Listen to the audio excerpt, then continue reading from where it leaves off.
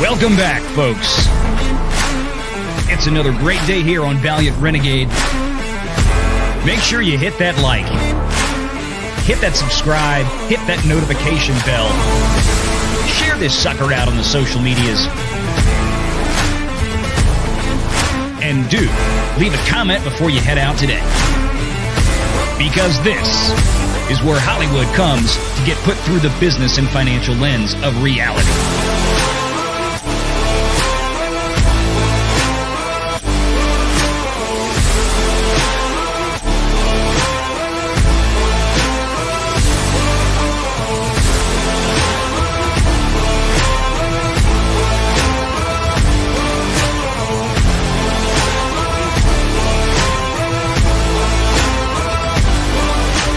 It's time.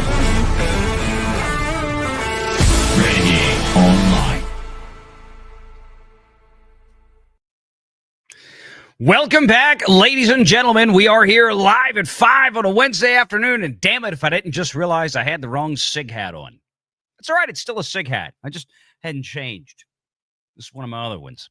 Now you get to see it. I think I've worn it on the air before. Maybe not on my channel, but on some other channels I've been on when I'm not here. But it's on today. Came home from work. I guess I forgot to change it. Good to see everybody out there. Glad you fine folks are here. We've got about 200 of you watching here on YouTube as we kick it off. Once again, not broadcasting on X today. Just, again, experimenting things. The link is out there on X, and we'd appreciate it if you're filing in right now. Go ahead and hit the thumbs up button. Hit the share button for us. We appreciate you. Share it out on your X, or you can repost my tweet, post. What the hell do you call them on X now? X's, whatever. You can re-X that. It's out there. Get everybody in here to watch the show. We appreciate you.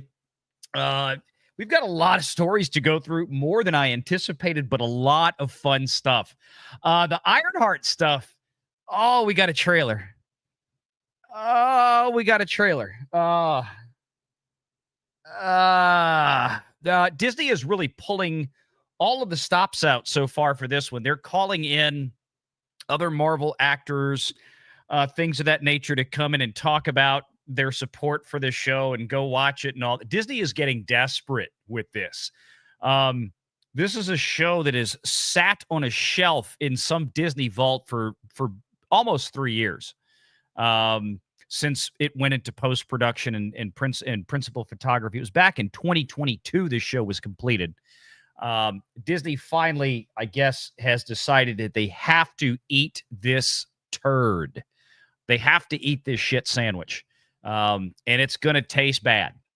So they're doing everything they possibly can right now to mitigate how bad this is going to be. I've seen people making comparisons, although I don't think anybody's actually seen it yet, but maybe they're not far off, to the Canadian television show from, what was it, last year that everybody was clowning on, Robin Hood.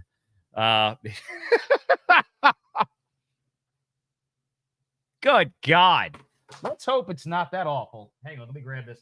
I don't want my had my laptop down here. I was loading up some new stuff.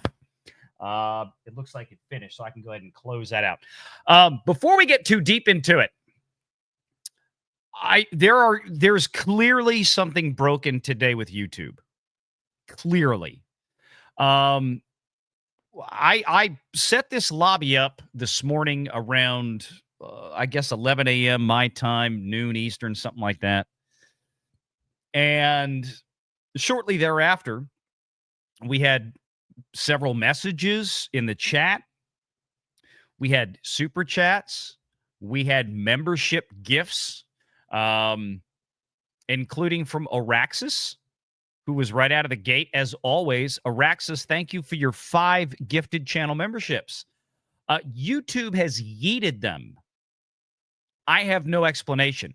It's not even a matter of, and let me show you what I'm talking about here. Hang on a second. I'm going to give y'all a glimpse backstage of YouTube.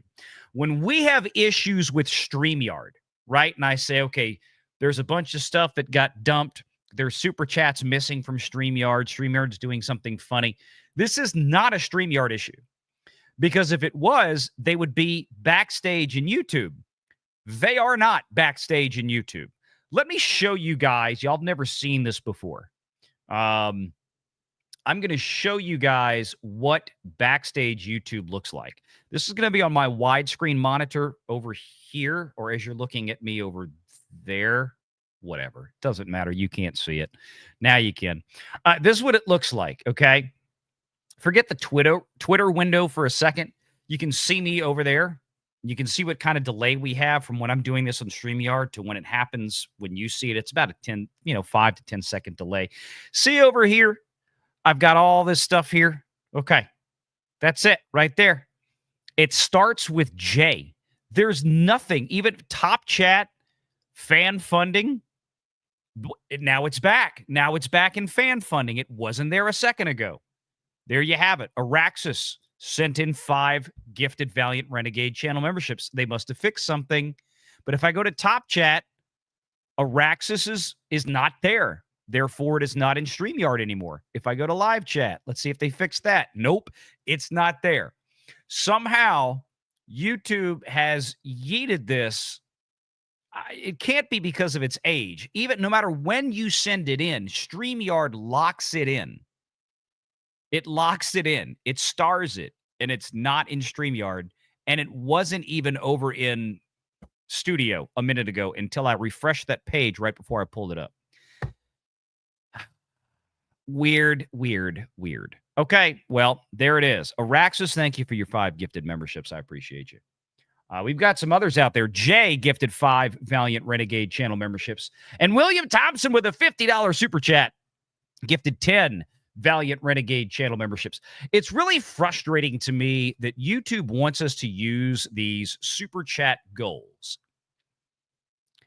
and then they don't count the membership gifts. It's really kind of stupid and insulting to the chat, to you guys out there, to the Renegade Nation, and to the 199 that may be out there. Scan in 199 if you're here. I know you guys are. I mean, you send in a gifted membership, that's a $5 super chat. You gift 5 memberships, that's a $25 super chat. You gift 10, that's a $50 super chat. I wish they would figure out a way. I mean, like, they should. YouTube needs to apply these to goals, number 1. And number 2, I wish they would start color coding the membership gifts to make it a little bit easier for us to see. Like William Thompson's 10 gifted memberships should be $50 pink, right? A pink $50 super chat. Not there. It's regular old green. But we appreciate it nonetheless.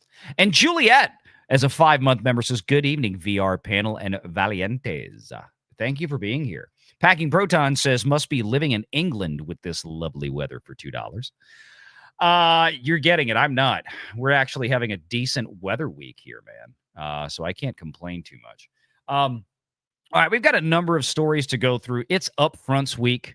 It is everybody is putting their best foot forward right now for advertisers.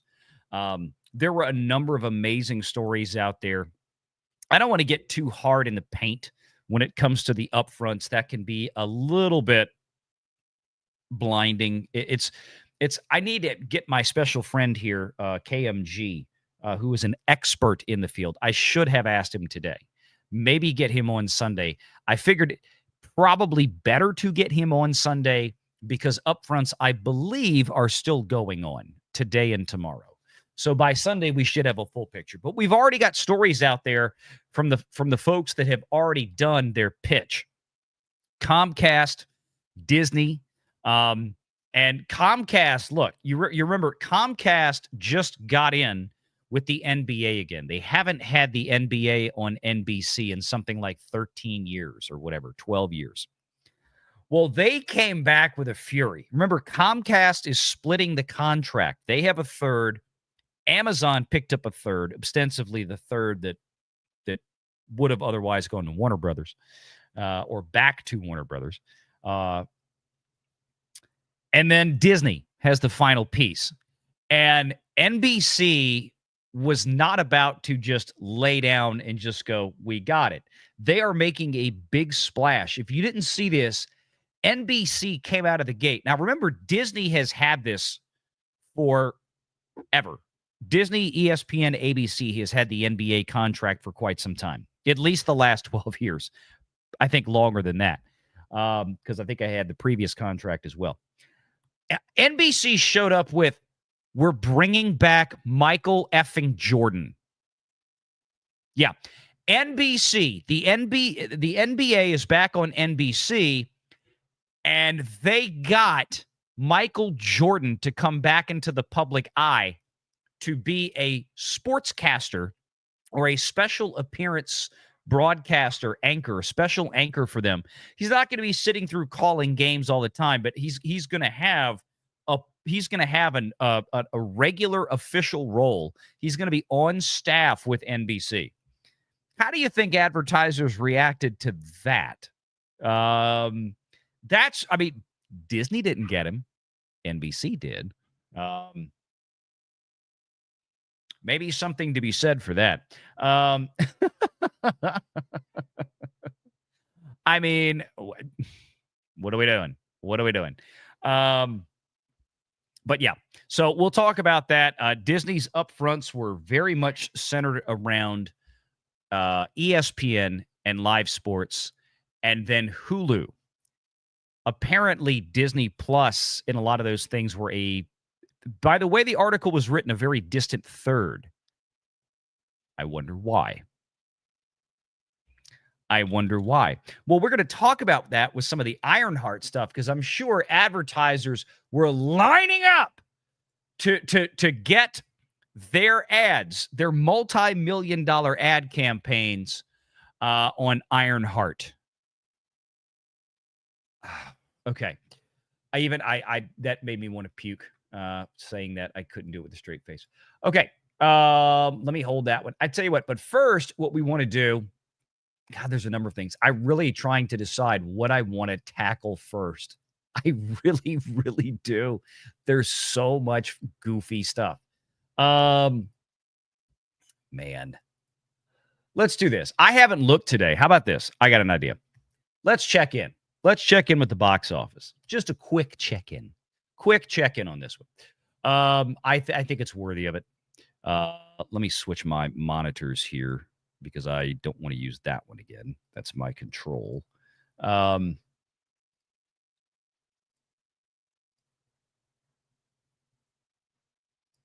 are you giving me a warning that Google is accessing my screen? I know it is. Go away.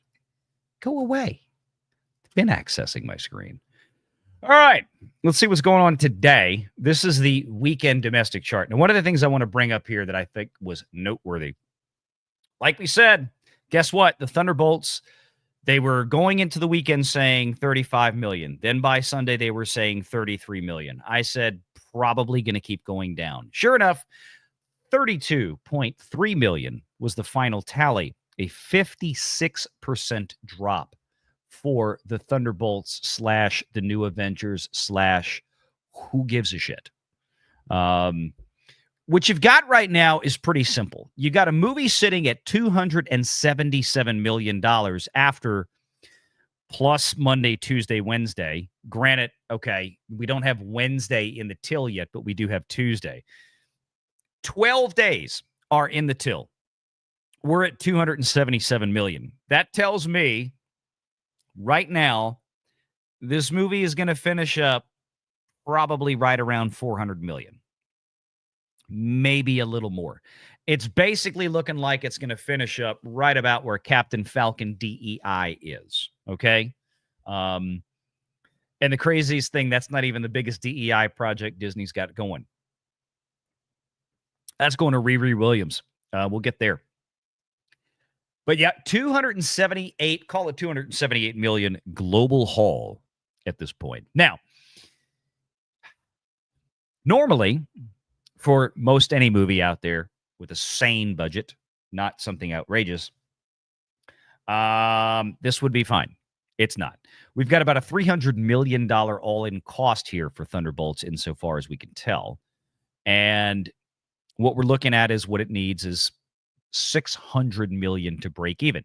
Remember, these movies don't make any money on Disney Plus don't make any money after they leave the theater, I should say, on Disney Plus. because it's basically Disney shuffling money from pocket A to pocket B. There's no actual revenue here. There's probably not going to be a ton of PVOD sales, premium video on demand. People aren't going to be buying this on digital or renting it on digital in any significant numbers, meaning it's, maybe it picks up $20 million or something like that if it's lucky. Look, again, if Wicked did $100 million for Universal, you do the math. This is nowhere near as popular as a Wicked. It doesn't have the music. It doesn't have the rabid Broadway fan base of 25 years. This is just a rando Marvel movie that's going to land on Disney Plus a few weeks after it's on PVOD, so who gives a flip, right? So this movie, like we said, is probably going to lose somewhere around $400 million, or excuse me, it's probably going to end around $400 million in the box office and cost Disney shareholders probably about $100 million in losses. I don't see where this goes from here. We're looking at maybe a $15 to $17 million weekend 3. No matter what people say, it's one of the better Marvel movies of the last several years, it still dropped off 56%. If this thing had held on like Sinners, if this thing had only dropped 29%, like Top Gun Maverick did in its second weekend, we'd have something here maybe, but we just don't. And the competition is going to get really fierce in the next few days. So that is something that we have to be cognizant of. And I think we can pretty much stick a pin in Thunderbolts at this point and make the call of where it's going to line up. And there's really nothing else on here of note, I think, at this point, other than to continue to laugh at Disney's Snow White. It did $31 per screen on Discount Tuesday. Repeat, Disney's Snow White did $31 per screen, basically 2 tickets per screen per day. Wow, that sucks. What did it do on not Discount Tuesday? What did it do on Monday? It did $23 per screen. That's basically 1.5 tickets per day per screen. The best thing Disney ever did was to quasi re-release this film. Matter of fact, we've got a pretty funny article about that. How about we get to that now? How about we just go ahead and we knock that puppy out? I think we should. I think it's in my Apple News feed. Pretty sure I had that here. Let me just double check. Yes, it is. So let's do it. Let's get this atrocious embarrassment. Let's put this bitch to bed. How about that? Let's put the bitch to bed. Disney has done the impossible and made Snow White an even bigger bomb. A re-release of the already disastrous live-action remake has made a pitiful $252 per screen. That was for the whole of the weekend they released it. We covered this a few days ago. Who thought this was a good idea? This is from The Telegraph. So the point is that even major media outlets have they've been unable to avoid the clown show that is Disney, who loves to sit there and tell you what an amazing job they do and how creative they are.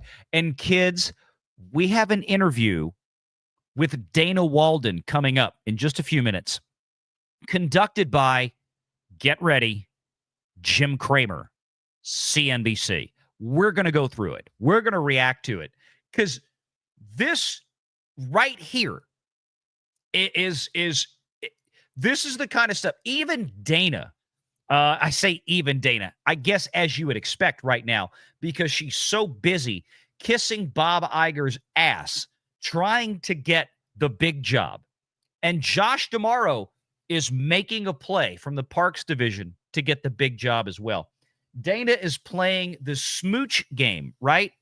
She has both her lips all the way up there right now on Bob Iger's backside. And she's going out there talking about the wonderful storytelling at Disney. Wonderful storytelling like Snow White and how dominant they are. Wait till you see this. She is Bob Iger with tits, okay? That's it.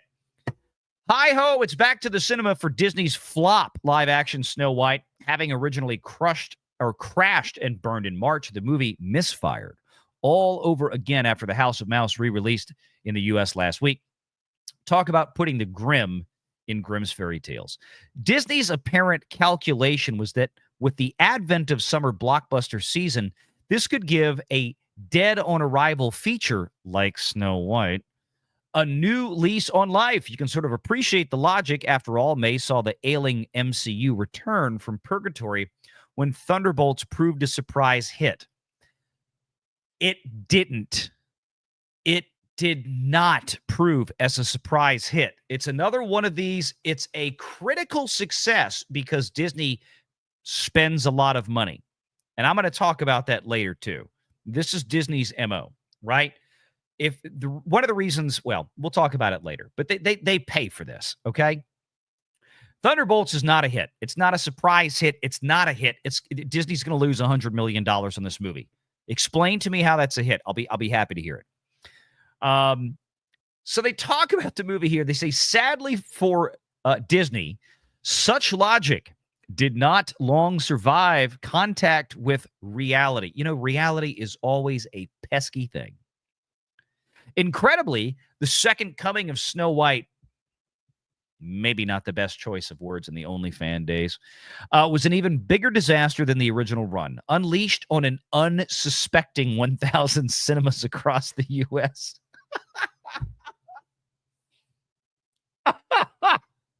I'm sorry.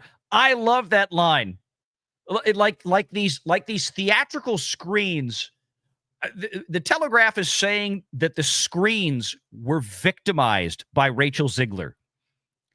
This is the description, is that these poor unsuspecting projectors, these poor unsuspecting screens, the poor unsuspecting audio systems were absolutely victimized, abused, sodomized by, theoretically, metaphorically, by Rachel Ziegler and Disney Snow White. Unleashed on an unsuspecting 1,000 cinemas across the U.S., the Rachel Ziegler versus Gal Gadot calamity brought in a pitiful $252 per screen. To date, the remake has cost Disney an estimated $115 million, and they mean in losses. Again, we need to correct the record because this phony number keeps getting peddled out there, which I stated in the beginning when we covered this reporting from Deadline magazine, that it was both right and wrong at the same time. It's right in the sense that this is what Disney can claim on paper because Disney is going to pay itself an exorbitant amount of money from its own credit card on Disney Plus, right? They calculated something like 120 or 140 million in streaming. All the streaming's on Disney. So the money is fake. It's not real money towards this movie. Throw that out. They also estimated something like $60 million from PVOD sales, which it absolutely will never do. There's no way a $200 million global title that goes to streaming a few weeks later is going to rake in $60 million in PVOD. It's bullshit. The movie's going to lose $300 million. That is the correct, accurate number. That is the real number without all the fake accounting nonsense that Disney does with how they calculate this. And we gave you the same story with Black Adam and Warner Brothers when they tried to pull the movie will be profitable crap back then. So fair is fair. But be that as it may, the point is that it does give us kind of a funny window into the way Disney thinks. And again, it goes to show you that even $252 for the weekend, that wasn't bad enough. I genuinely thought it was just for the weekend.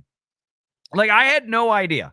I had absolutely no idea that what we were talking about here was that this was going to continue to linger on past Sunday. I thought this was a Friday through Sunday thing and it would move on. And I get it. Disney desperately wants to get the domestic box office over 100 million to try to, save face or whatever. This will not do it. It's an absolute humiliation. And it continues to be a humiliation, and Disney allows it to get worse. Look at that. Look at the dailies. $38 per screen a week ago when it only had 300 screens. Now it's $23 and $31 when it's got 1,000 more screens. This movie was dead before you released it, Disney. You can't fix it. You can't make it better. You can't make the world, forget just America, but you can't make the world interested in this wet fart. And that's it. Rachel Zegler was a terrible casting choice. She is a terrible actress. She may have some singing chops, but no.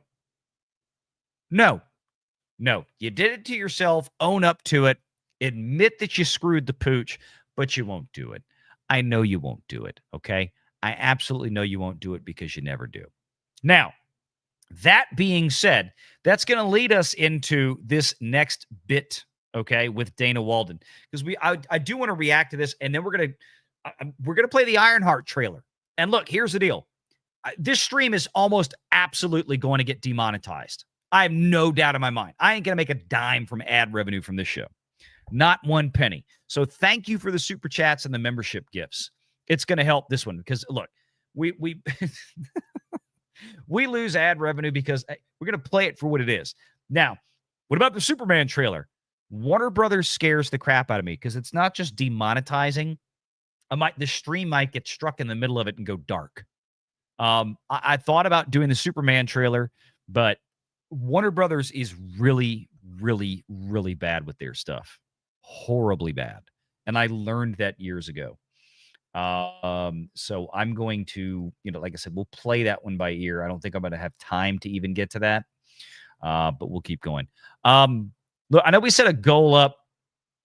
We had member chats that should count towards it. We had gifting that should count towards it. That's another thing with YouTube. They don't count any of this stuff towards it, like we said earlier. It is a little irritating. But I'm going to, take it for what it's worth. I guess, was the thing only set for 30 minutes? Why was it only set for 30 minutes? Why was the fan funding only set for 30 minutes? Let me start another goal because this is stupid. I'll try this again. Start goal, YouTube. Have fun. All right. Let me switch over here. I'm going to pull up this because I figure this interview is too good, too fun to go through. But I tell you what, I am going to play one of the clips for you guys. Since I think we did more or less hit the goal with all the gifts and everything else of that first goal. But keep sending them in. Like I said, appreciate it. Cause like I said, I'm getting demonetized on this one for playing half this stuff. I don't know if these clips will, maybe they will.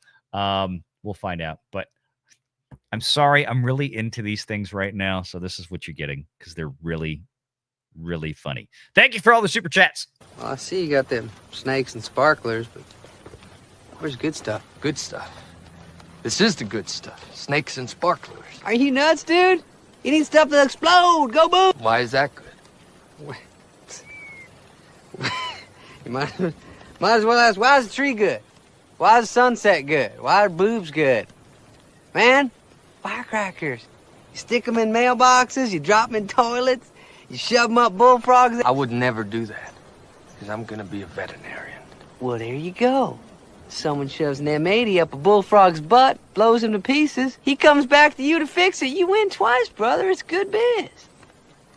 So you're going to tell me that you don't have no black cats, no Roman candles or screaming mimes? No. Oh, come on, man. You don't got no lady fingers, buzz buttles, snicker bombs, church burners, finger blasters, gut busters, zippity doo-dahs, or crap platters? No, I don't. You're going to stand there owning a fireworks stand and tell me you don't have no whistling bungholes, no spleen splitters, whisker biscuits, honky lighters, hoosker do's, hoosker don'ts, cherry bombs, nipsy-daisers, with or without the scooter stick, or one single whistling kitty chaser?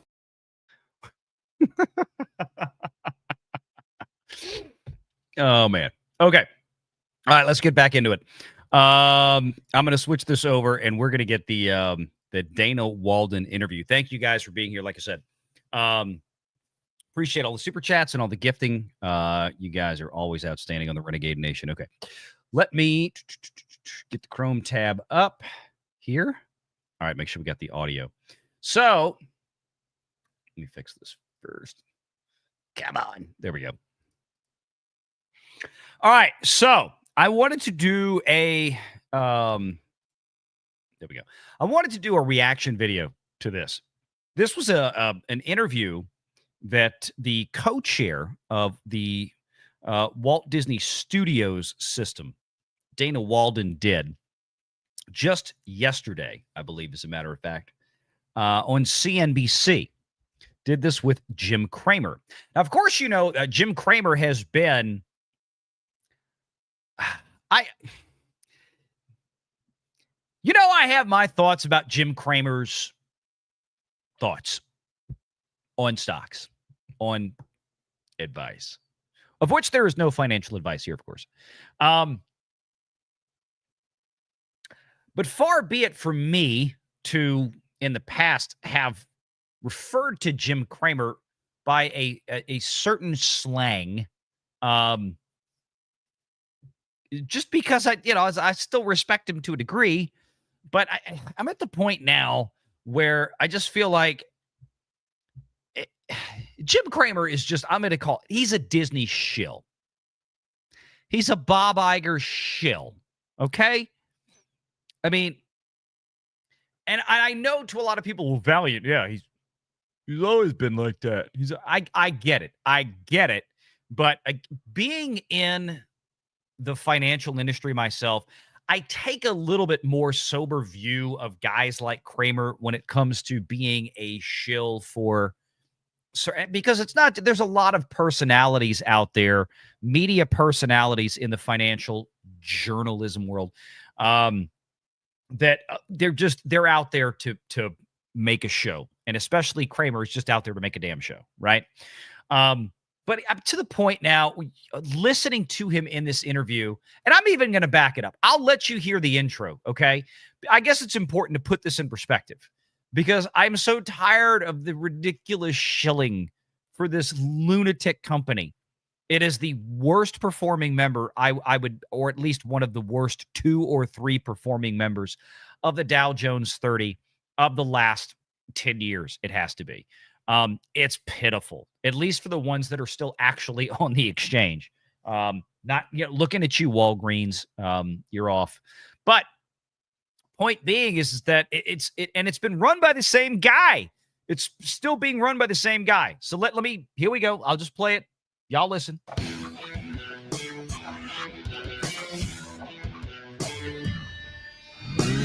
Please don't call that number.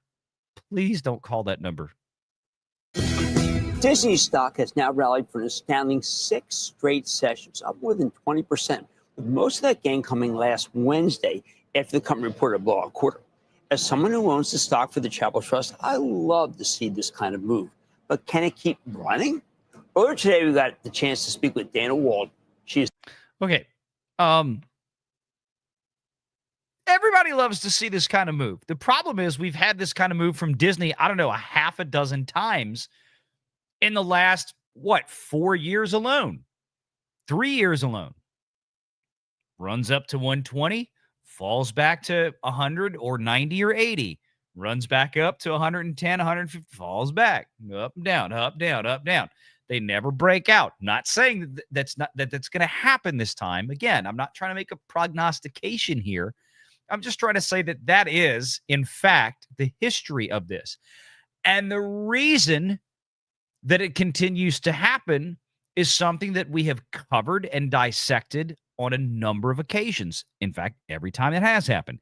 And that is Bob Iger and company come out with a lot of bluster, and then it doesn't happen.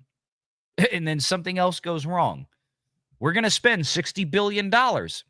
It took 2 or 3 years, or roughly 2 years, at least 2.5 years, to actually get any sense of where that was going.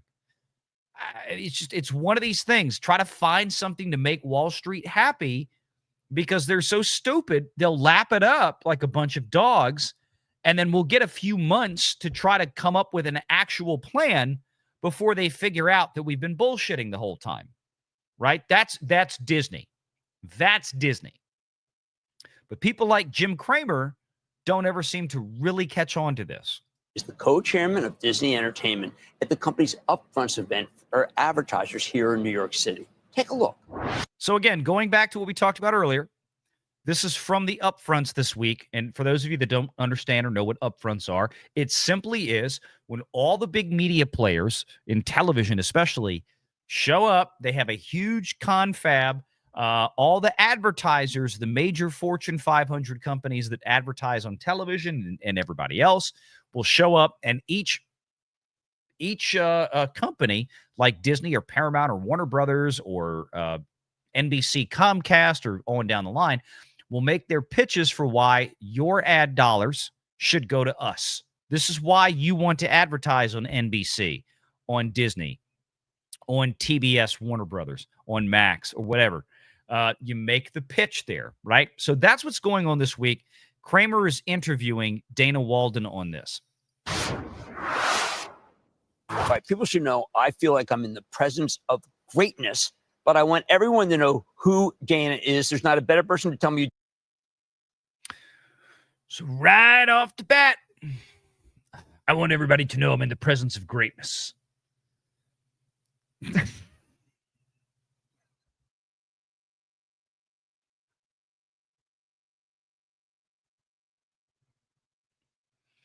Bruh. Okay. Dana Walden is the co-chair, of course. The other co-chair is Alan Bergman. And for everybody's edification, Dana Walden oversees all of the television studio production for Disney, and Alan Bergman oversees all of the theatrical production for Disney. Dana is than you. Oh, well, thank you so much, Jim, for being here. And there's not a better person to tell me who Dana is than you. Oh, well, thank you so much, Jim, for being here. And I'm very excited to tell you who I am. I am the co-chairman of Disney Entertainment, and I oversee our global television business as well as Disney Plus and Hulu, which I oversee together with my partner, Alan Bergman, who oversees the film side. Additionally, we oversee ad sales, technology, and platform distribution. Well, people should also know that one of the reasons I'm so excited to meet you with that resume is that you were also the reason why the quarter was so damn good. Oh, well, thank you very much. You were the Delta. I appreciate it, but can I tell you, I think we had a great... Now, I guess I probably need to stop and explain this, okay? So Jim Cramer, remember, Jim Cramer, I'm going to put this in perspective. Really, everybody get your hands around this one, okay? Jim Cramer has been lauding Disney for years, talking about how undervalued it is, how he loves to own it, how it's going to explode, and it's blah, blah, blah, blah, blah, blah, blah, blah. And Disney is basically worth 10% more than it was 10 years ago. It is from a historical measurement perspective, over the last 10 years, it is a shitty stock at a shitty company, okay? And it's not the only one. I'm not, well, value, what about Warner Brothers, and what about Paramount? I'm not going to argue that point, but I'm not talking about them. And the reason I don't talk about them as much is because they don't do the scale of stupid that Disney does. That's why we talk about Disney. Is because Disney has an enormous amount of assets that aren't in film and television. And they get away with murder on film and television when it comes to any type of financial discipline, or frankly, at least for Disney Plus, when it comes to major IPs and movies, when it comes to major IPs, they can get away with making trash and still sell the lie of how successful they are, because they had the largest share of the box office based on their massive marketing budgets and the IPs that went along with them. Never mind the fact that they lost hundreds of millions, if not billions in some cases of dollars over the course of the last few years on these projects, right? Disney can get away with that. Paramount could not do that. Warner Brothers could not do that, okay? Really, even Comcast, NBC Universal would not be able to do that because none of these people have these massive, high volume, high profit margin revenues from places like theme parks where you can pay $15 for a Dole Whip. Okay? That's the difference. This is why we give Disney a hard time, right? Because they have the capital to burn, and burn it they do. Quarter across the board, every segment delivered. I'm very proud of my colleagues. I feel like we're in great shape. So again, what he's talking about here, and I have to back up a little bit.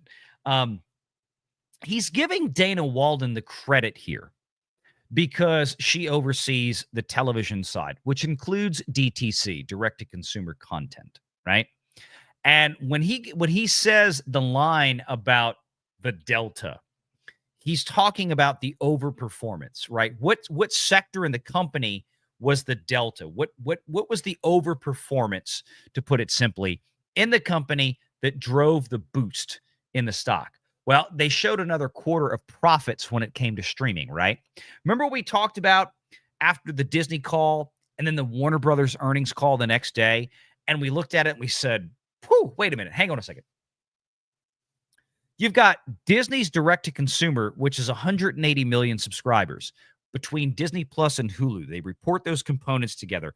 It showed a $330, I think, $4 or $5 million quarterly OI, operating income, right? EBITDA. I forget which. They're all based on the same basic metric, though.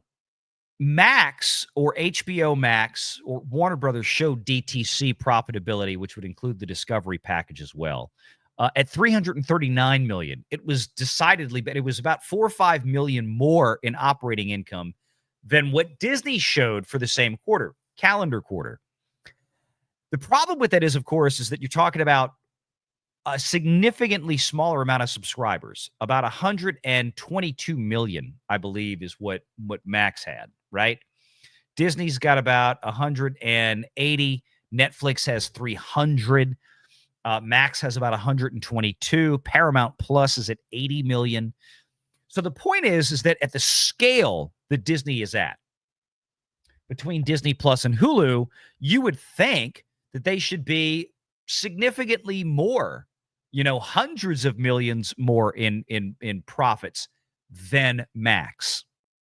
They're not, right? And people say, oh, but value, you forget they include a lot of their revenue from HBO. Well, because HBO, the linear broadcast, if you sign up for a subscription to HBO through your cable provider, you get Max. If you have a cable subscription now, virtually with any cable provider, you get Disney Plus as part of it because it's duplicative. So the dynamics now are the same, right? So we can make that comparison accurately. But he's handing Dana these accolades because DTC performed well again, right? Okay. So he's really touting it because finally Jim Cramer looks like he knows something because Disney had a bump again, just like they did pretty much the last 1, 2, 3 years. They had a bump around the same time of the year, right before it kind of trailed off when people realized that it's not really sustaining. Have an amazing breath and you have fabulous IP. But again, I won't pressure on this beyond this, but the fact was you were in a business that was losing $1 billion a quarter, and we all hated Disney because of that business. And now it's the reason why we love Disney and why the stock won't quit. So how did you turn it? 6 days of gains. 6 days of gains in Jim Cramer's world is it won't quit. 6 days against 10 years.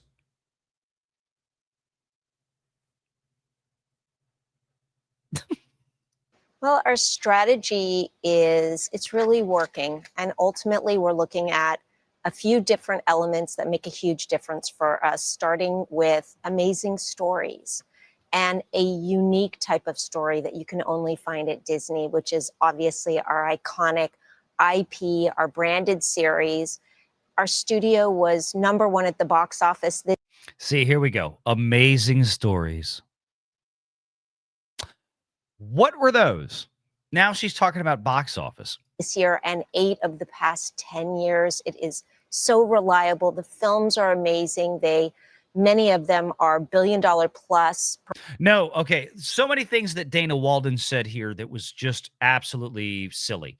And not everything, but enough that this needs to be broken down because, again, this is the part I was referring to earlier. This is Dana Walden trying to solidify her position as Bob Iger's heir apparent, right? She's sounding exactly like him. She has had the Disney cult mentality drilled into her head here. It's the same type of nonsense that we've heard time and time again with absolutely nothing added to it in terms of context, right? Like massive box office losses. Oh, we had the biggest box office, but we're going to fail to mention that, in 2023, during that stretch of time from late 22 into 23 and late 23, they lost about $1 billion at the box office, right? Y'all remember that one? When, we've talked about that before, have we not? We're looking at a few different elements that make a huge difference for us, starting with amazing stories and a unique type of story that amazing stories like Snow White. Sure. You can only find at Disney, which is obviously our iconic IP, our branded series. Your iconic IP and branded series. Okay, are we talking about like Marvel and Star Wars stuff? Like Andor? That's bringing in some of the lowest audiences on Disney Plus of any original major IP. I don't give a crap if you think it's good. I genuinely don't. It's got 1/3 the audience of the new thing on Paramount Plus right now. 1/3. Less than 1/3. Probably, actually, no, take that back. It's got about 1/5. 1/5, excuse me, the audience of the new thing on Paramount Plus right now. And it cost $400 million just for the season. Our studio was #1 at the box office this year and 8 of the past. This year, sweetie pie, we're in frickin' May. May. We're #1 at the box office so far. We're #1 at the box office this year, 2025. Dana, pumpkin, sweetie, honey pie. Congratulations on your $200 million for Snow White. Congratulations on your $414 million or whatever the hell it is for Captain Falcon DEI. Those two films combined to lose $500 million for Disney shareholders in real money. Not fake Mickey Mouse dollars that you're going to pay back from Disney Plus's credit card, but real money, pumpkin. And Thunderbolts is not going to help. It's going to add about $100 million to that hole. 10 years. It is so reliable. The films are amazing. So many movies of the last 10 years. Okay, yeah, they had some of the biggest box offices 8 of the last 10 years. Okay, what about since 2021? There's been a number of times where Disney has had the largest box offices in the last 3 to 4 years. And the overwhelming majority of the time, those biggest box offices for Disney collectively came with what are we up to now so far? $2 billion in losses. $2 billion in losses, not including the fake Mickey Mouse dollars that help to cover it up from the Disney Plus credit card. Amazing. Many of them are billion-dollar plus performers at the box office. Many of them. How many billion-dollar plus movies has the Disney company had since COVID? Deadpool, Inside Out. 2. 2 out of what? 20? We're in 2025. It costs me almost $18 to get a premium large format movie ticket at my theater in a New Orleans suburb. I'm not in New York or LA. How hard is it to make $1 billion movies or $1 billion movie nowadays, right? How hard is it to make $1 billion movie nowadays when you're Disney and you're spending $200 to $300 million per picture on average, plus another $100 to $150 million in marketing? You spend way more money than anybody else in Hollywood. You should be farting out $1 billion movies right and left. You should have had one with Snow White. You came about $800 million short. You should have had one with Little Mermaid. Came about $500 million short. You should have had one with a lot of other of the Marvel products that you did, but you chose to make crappy ones. And then they go on to Disney Plus, where they stimulate subscriber acquisition, they drive engagement. And then when you put that together with... Wait a minute. At what point, short of its name being maybe Moana, at what point in the last few years since COVID has any Disney film, and she just admitted it, they then go on to Disney Plus? In other words, it's not real cash flows. It's not real licensing revenue for Disney. What has driven the subscriptions to Disney Plus? We've seen very little movement. You just had an earnings report a week ago, and there was a couple of million? I mean, Disney Plus has not grown significantly over the last year at all. It has not grown significantly. Paramount Plus, Peacock, Max have all grown far more significantly, domestically speaking, especially in the last year, than Disney Plus. Netflix has grown significantly more in the last year. I mean, I don't see where we're going here.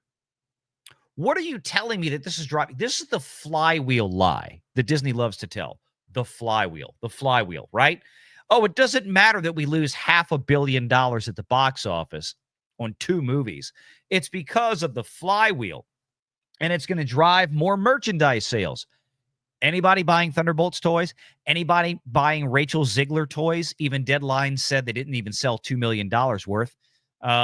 Anybody buying Captain Falcon toys? Nope. They're going to Ollie's. Nobody's buying those. Does anybody care about seeing these characters in the parks? Nope. They sure as hell don't. Is anybody watching these things long term? Nope. Sure as hell not. What are you talking about? Driving long-term growth on Disney Plus. It isn't. All that's driving growth on Disney Plus is basically Bluey, a property that Disney doesn't own, doesn't make, and just licenses. And we don't even know how much Disney is spending for that license. But I promise you it's not cheap. With our general entertainment, which, not to brag, but last year we won... brag, you deserve it. The streaming business is on fire. It's on fire, said Jim Cramer. Streaming business is on fire. Is it? I mean, we're going to make the argument here that Hulu seems to be doing okay, for sure. But not Disney Plus. Not by any stretch. Wait till Ironheart drops. Ironheart will save it all. See Primetime Emmy Awards more than any other company. And then very exciting news this morning about ESPN. Right. Yeah, okay. That's one of the Disney's, that's what Bob Iger loves the most. And just like the comedian that made the joke the other day about Bob Iger doesn't give a damn about his audience. He doesn't. Neither does Dana Walden.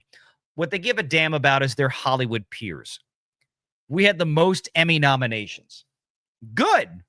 Shows like Shogun deserve it. The problem is that that's all that these people actually care about, is getting Hollywood handy J's from their cocktail party buddies, because a company like Disney can absorb the failures like nobody else.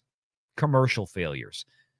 What they really want is just, as long as they get a critical success, that's all they care about. And the ESPN app, and very soon You'll be able to bundle those 3 services together, very simple interface. All of that content will be available through one app, which is Disney Plus. So there you go. Big news. Now, we talked about this the other day a little bit. They announced the pricing for the ESPN thing, and it's going to be $29.99 a month, which is pretty much what everybody knew it was going to start at. And I said, I guarantee you it won't stay there. It's going to be $40 to $50 within 3 years, because Disney's going to find out very quickly how bad the churn is. But listen to what she just said. Dana Walden just said that everything, including ESPN, is all going to be through a singular throughput, a singular app, Disney Plus. Because that's what sports fans want to sign up for. Disney Plus. This is how they're going to coalesce all the streaming together and hide the failures that they have with shows like Ironheart coming up. Once again, Disney's going to bury a lot of these failures behind sports, at least as best they can. Remember, right now, Disney has their DTC broken up. You've got entertainment with Disney Plus and Hulu, and then on the other side, you've got ESPN Plus. From what Dana is saying right here, it's kind of sounding like we're going to have another recasting, is what I'm hearing. We're going to have another recasting of this in the next few years, meaning that you're going to have streaming is going to be its own thing. So you're going to have parks and experiences. You're going to have linear broadcast. Maybe they still keep sports, but streaming, I don't know how. If you merge all of these apps and subscriptions together, how then do you really break it out on a financial statement that, somebody signs up? They're talking about making the whole package $35 a month. So basically you get ESPN, Disney Plus, and Hulu all together for $35 a month. Now, that would be a hell of a deal, but I promise you it ain't going to stay there for long. That'll be $50 real quick, because the churn that they're going to have when all those sports contracts come in, they're going to show how are they going to do this with subscribers? They're going to have to eventually coalesce it, right? So we have X amount of subscribers for Hulu. We have X amount of subscribers for Disney Plus. How many of those subscribers right now are actually duplicative? Right? Because, I have a Disney Plus subscription, and I have a Hulu subscription, and I have an ESPN Plus subscription. I have my Disney Plus subscription because of, cable, and I got rid of that. My wife likes some of the stuff like Only Murders in the Building on Hulu. So you got to wonder, how is Disney going to treat all these things? How is Disney going to break this down? Or are they going to continue to coalesce this? And I'm not saying there's anything wrong with that. But what I feel like is we're going to continue to hide the sausage on this one, right? Or in this case, we're going to continue to hide the cow pie. We're going to continue to hide the fact that Disney Plus is losing money right and left. And the evidence is, frankly, with Ironheart. We'll explain that in just a little bit.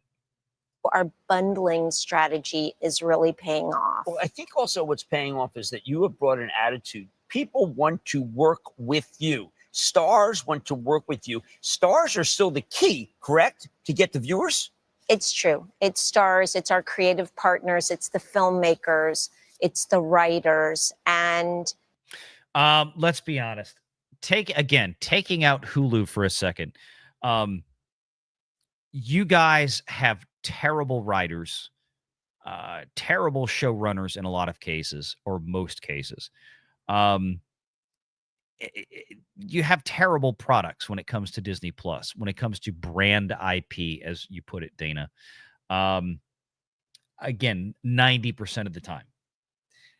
And they're talking about the power of, you guys can get the stars, you guys can get this, you guys can get that. And why is that? Because Disney spends twice as much as anybody else. This is why Andor costs $400 million. It's why Snow White costs $400 million. It's why Secret Invasion, or whatever the hell, the Disney Plus show, where you've got Nick Fury making out with an alien, whatever, that costs $250 million. It's why all of these shows, why The Acolyte costs $300 million. because you can't stop overspending. And the problem is, Dana, because everything I just mentioned right there is a TV show, right? So that's under your watch, Pumpkin. This is why streaming has been suffering as much as it is. And this is why streaming is not already and long ago far more profitable than it has been to this point. Because you spend too much money making really bad television for Disney Plus. You know, Disney is so special in this entertainment environment. It really serves as a magnet for the very best creators. And we try to put them in a position where they can win. Keep trying. Keep trying. Where their work is going to be celebrated, where it doesn't feel like it's just thrown onto a platform. You know, it is just thrown onto a platform, and rarely, if ever, is it actually celebrated by anybody except your paid shill critics, the Hollywood access media. She's telling you straight up what they care about, and it's not you.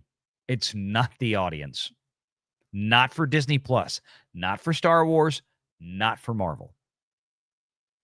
The most expensive shows have brought in some of the most pitifully small audiences on any major television or streaming service. You know, we take the time in many cases, you know, whether it's from our linear channels, it's windowed in theatrical, that content is windowed onto Disney Plus and Hulu. We love storytelling. It's the core of our business, and we take care of those stories. And if that's the core of your business at Disney, you guys have really, really, really been sucking at it for a long time now. Right, people do the storytelling. You introduced me to Martin Short. I was like sitting next to Martin Short. These are people who they're lightning in a bottle, okay? And he's telling me about how much he loves working with you. Yeah, he's a great partner. But again, partnerships. Okay, now they're talking about only Murders in the Building. So you listen to this, and she's shifting from the core Disney properties now. She's talking about the old Fox studios that she came from, the FX people, the Fox people, the people that Disney have left alone, that has actually kept and continued to make Hulu successful. Remember, Disney is still spending a lot of money right now trying to finish the acquisition of what's left of Hulu. Okay? And what concerns me is once they get the rest of it, what Disney is going to do to whatever's left of the people that followed it over. Because we've seen what Disney does with Star Wars. We've seen what Disney does with Marvel after their phases 1 through 3 plans ran out, right? They're not very good long-term stewards of these types of properties. Matter. Right. They matter for today. We're at our upfront presentation for advertisers, and those partnerships are key. And we have an incredible ad sales team, and they nurture those relationships over decades. They're dependable. By the way, the ad sales team, I believe Disney laid off a ton of those people. So, okay. Reliable. We deliver for our partners, and we deliver for our creative partners. And Only Murders in the Building, we're about to release the 5th season with an all-star cast, and Martin's been amazing. Now, talk to me about why people think linear is dead and how it is anything but dead for you. Well, certainly it's not dead for sports. It's growing for sports, and ESPN on ABC is growing and grew ratings and is delivering for those partners that are in our sports programming. But, you know, we have a very interesting strategy with linear, which is it's been embedded in our streaming strategy for the past 6 years. We look at our linear channels, our core linear channels, FX, Disney Channel, Nat Geo, and ABC, and we look at it as an opportunity to program for audiences that are still watching on linear. And then that same content is windowed onto streaming, where it's on demand and available for subscribers whenever they want it. And that enables us to speak to a very broad audience. 50% of our audience watches on linear programming, and 50% watch it on streaming. And it's a type of content that is foundational to streaming.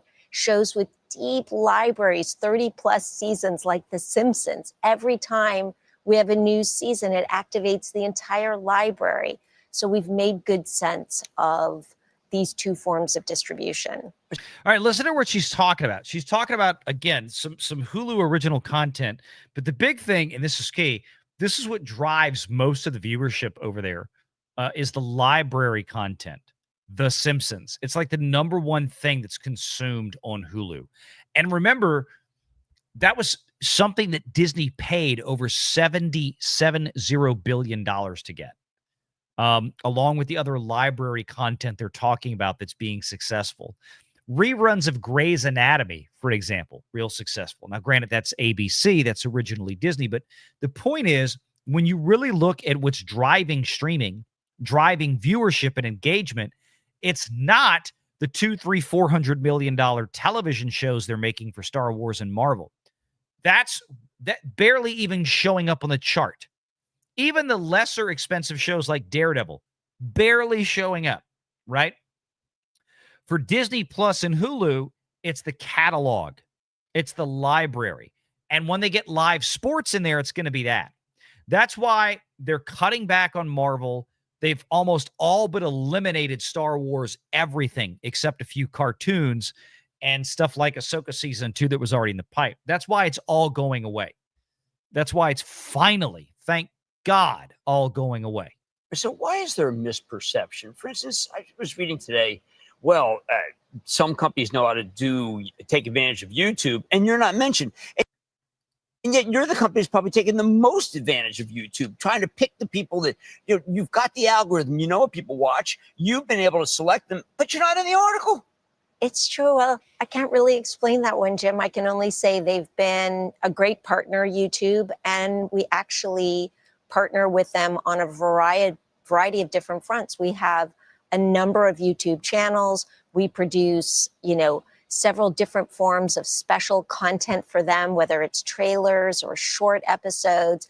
And all of the work that we do for them ultimately converts viewership back to our own platforms across Hulu and Disney Plus. Why do people think that if you have edgy programming, you don't get advertisers, and yet you have edgy programming? And as we know from the upfronts, you got plenty of advertisers. Yeah, we have premium programming. So high quality programming is really a hallmark. It's a staple of what Disney does. And advertisers are not rigid. They want to be with trusted partners in programming that is premium, that feels like it is worth their investment, and where they get reliable ROI on their investment. Right. So, yeah, reliable return on investment on their investment when it comes to their advertising dollars. So let me summarize what Dana just said. That includes live sports and certain things on Hulu, library content, and new properties like The Bear or Only Murders in the Building, where advertisers do not see any premium content, where advertisers do not want to be, from everything that we've heard, is Disney Plus itself. Because apart from a bunch of 6-year-olds watching Bluey, there's nothing there. There's nothing there that they want to waste time and money on, because the key demo that they need to reach don't live on Disney Plus. So comparisons are odious except on Wall Street. I want to know what Dana thinks about why there's such a disparity between the value of Netflix and the value of Disney, given the fact that there's this one division, your division, that is going to be putting out what Netflix is doing now in the future. Well, I think it's worth remembering that Disney Plus is now 5 years old. It's still a very young service, and we're so pleased with the direction we're moving. We're growing in all of the important metrics. We grew, and you just heard last week on our earnings call, we grew subscribers, ARPU, revenue, profits. We're moving in exactly the right direction, and we're really not looking at the competition. We have a unique ecosystem. And you think about Disney Plus, it is the portal for Disney fandom around the world. Is it though? Is it really? There's no numbers to actually suggest that. It's just the opposite. And unless all of your fans are basically centered around Bluey, which you don't make or you don't own. Disney Plus is not I don't see how this is a portal. Andor, your $400 million show, one of the smallest audiences of any Disney major IP that's been on the platform. Tell me what you're talking about, honey. I really don't understand this. I know you've been trained like a lapdog by Bob Iger to say what you're saying right now, but it just doesn't make any damn sense. I'm going to listen to that part again because there was something I missed. And we're so pleased with the direction we're moving. We're growing in all of the important metrics. We grew, and you just heard last week on our earnings call, we grew subscribers, ARPU, revenue, profits. We're moving in exactly the right direction. Part of the reason that's happening, one of the only reasons that's really happening, is because they have been slashing content spend. They've finally been eliminating the dead weight of streaming, which has been overwhelmingly stuff like Marvel and Star Wars TV shows. They're finally dialing it back. Ironheart is one of these shows that's been sitting on the shelf for 3 years. They're finally having to put this turd on Disney Plus, and they're doing it in such a way deliberately when they're releasing it to try to cushion the blow for this. So this is how Disney's getting it moving in the right. I predicted this months ago. I told you this was coming like a year ago, more than a year ago. I said they're going to cut their way. They're going to cut out the trash that costs too much that nobody's watching.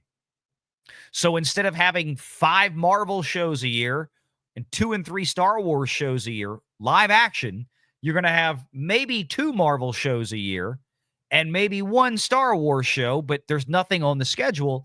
Everything else is going to be animated, either cheap animated Star Wars, cheap animated Marvel, and that's it. That's all you're getting. And they're going to hope they get the viewership that drives that. And we're really not looking at the competition. We have a unique ecosystem. We're not looking at the competition. We have a unique ecosystem. Again, the Disney flywheel, this crap, right? This absolute dog crap. This is how Disney gets rid of Wall Street people questioning them. Oh, you can't compare us to anybody else. We're Disney. Get bent. And you think about Disney Plus, it is the portal for Disney fandom around the world.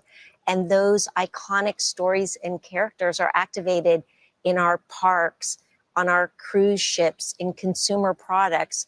There are so many ways that we're able to optimize and monetize that content that other companies are not able to do. And yet instantly I heard from Wall Street critics, well, it was all one-off. It was just a one-off turn.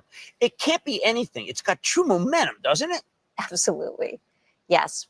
We've heard this every time for the last 3 years when this exact same thing happened before Disney went back down under $100. Again, can't promise you it's going to happen again. I'm not saying it's going to happen again, but the problem is I've heard this conversation with Disney executives and people like Jim Cramer for the last 3 years, over and over and over and over again. Like I said, the only difference is this time Disney is just literally dumping major production from Disney Plus. This is how they're starting to get to a point to where, and again, nothing that indicates that Disney Plus is profitable because they're hiding it behind Hulu, which is, you listen to what Dana said. And like we said earlier, you look at what Disney has talked about today during the upfronts. All they did was talk about live sports, linear broadcast, ESPN, and Hulu. Disney Plus for these advertisers was a distant third. Very, very distant third. They used Star Wars characters and Marvel characters to kind of, do their promo stuff for upfronts. But again, just like we heard at the end of last year, Disney advertisers or the advertisers themselves have basically pulled out of Disney Plus, the few that were still there, because it was such a mess for them. The viewership just wasn't there. But again, if Disney can actually manage to cut all these Marvel productions out, or 50+% of them out, reduce the budgets of what's left. And they've already seemingly eliminated Star Wars live action from Disney Plus because nothing new was announced. Well, that's how they're going to continue to grow it. Very pleased with the direction we're moving, as I said, and we do have momentum, and we are moving towards those double-digit margins, and this is a growth business for our company. Okay, I want to know what I'm going to be blown away by, what the advertisers are telling you they're blown away by right now at Upfronts. Well, clearly they are loving the sports, and they're going to see our incredible partners. You just spent some time with Jason Kelsey, which was a great experience for you because I know you're a fan. Look, he was in my box at the Eagles. And of course, I was like a Thursday night. So he answers the phone. And I'm like, Jason Kelsey, you can't even speak to him because he's such a titan. You got to get choked up by him. He's an amazing person. He really is, but I love Alien Earth. What we looked at the very end of the presentation, it is a series based on the film franchise, which again will have an interesting dynamic. When we release the show on streaming, it's going to lift that entire library. People are going to go back and watch those 6 films. Yeah. It's going to create engagement across the entire franchise. It's so well executed. Noah Hawley, who also did Fargo, is the creator, and I think people are going to love it. But I want to circle back to ESPN, just because today is the big news. And you've got a portfolio, but you're a cooperative person, obviously. This could be big. I've noticed you even have daily fantasy is going to be involved. You know, and I know Bob Iger recognizes that fantasy is important and that they watch all 4 quarters. The 4th quarter matters, even if the game is not a blowout. You've got the right people. Eli Manning is a big star for you. Mm-hmm. It just seems like that what you're doing with ESPN is something that no one could imagine you'll be able to do. Particularly when I remember $100 million and then it was just nothing. It's really going like this. That's right. I have so much respect for Jimmy Pitaro and his team at ESPN. They're doing a great job. He has a real vision for this product. It is pretty dazzling. And the way it does incorporate, as you just mentioned, ESPN Bet, fantasy, the personalization of the studio programming of SportsCenter, knowing who the fan is that's watching, I think it is going to blow people away. It's going to be, no pun intended, a game changer. It will be. No, I got to tell you, being a game, I always think about Bob Iger in this. And I know that Bob has got the bench. It's just finally been exposed for what it is. Some incredible Titan people like you. Bob's got a pretty good crew, doesn't he? Well, Bob's pretty great. He deserves a good crew, and we've all had the benefit of learning from him. Well, and then last thing I do want to talk about it. When I look at where. Please, Bob, give me the job. I gotta wonder how hard behind the scenes her and Josh D'Amaro are going at it for the CEO position. You are. I want people to understand that a lot of things were going like this, but in this quarter, which has driven the stock up beyond where anyone felt, and I think it still put a couple of multiple points on, it was yours that went like this. You had to have been proud. Enormously proud. Folks proud? Not proud? My parents are proud. I think Bob's proud of our company, which makes us all feel great. Yeah. Thank you so much, Jim, for recognizing that.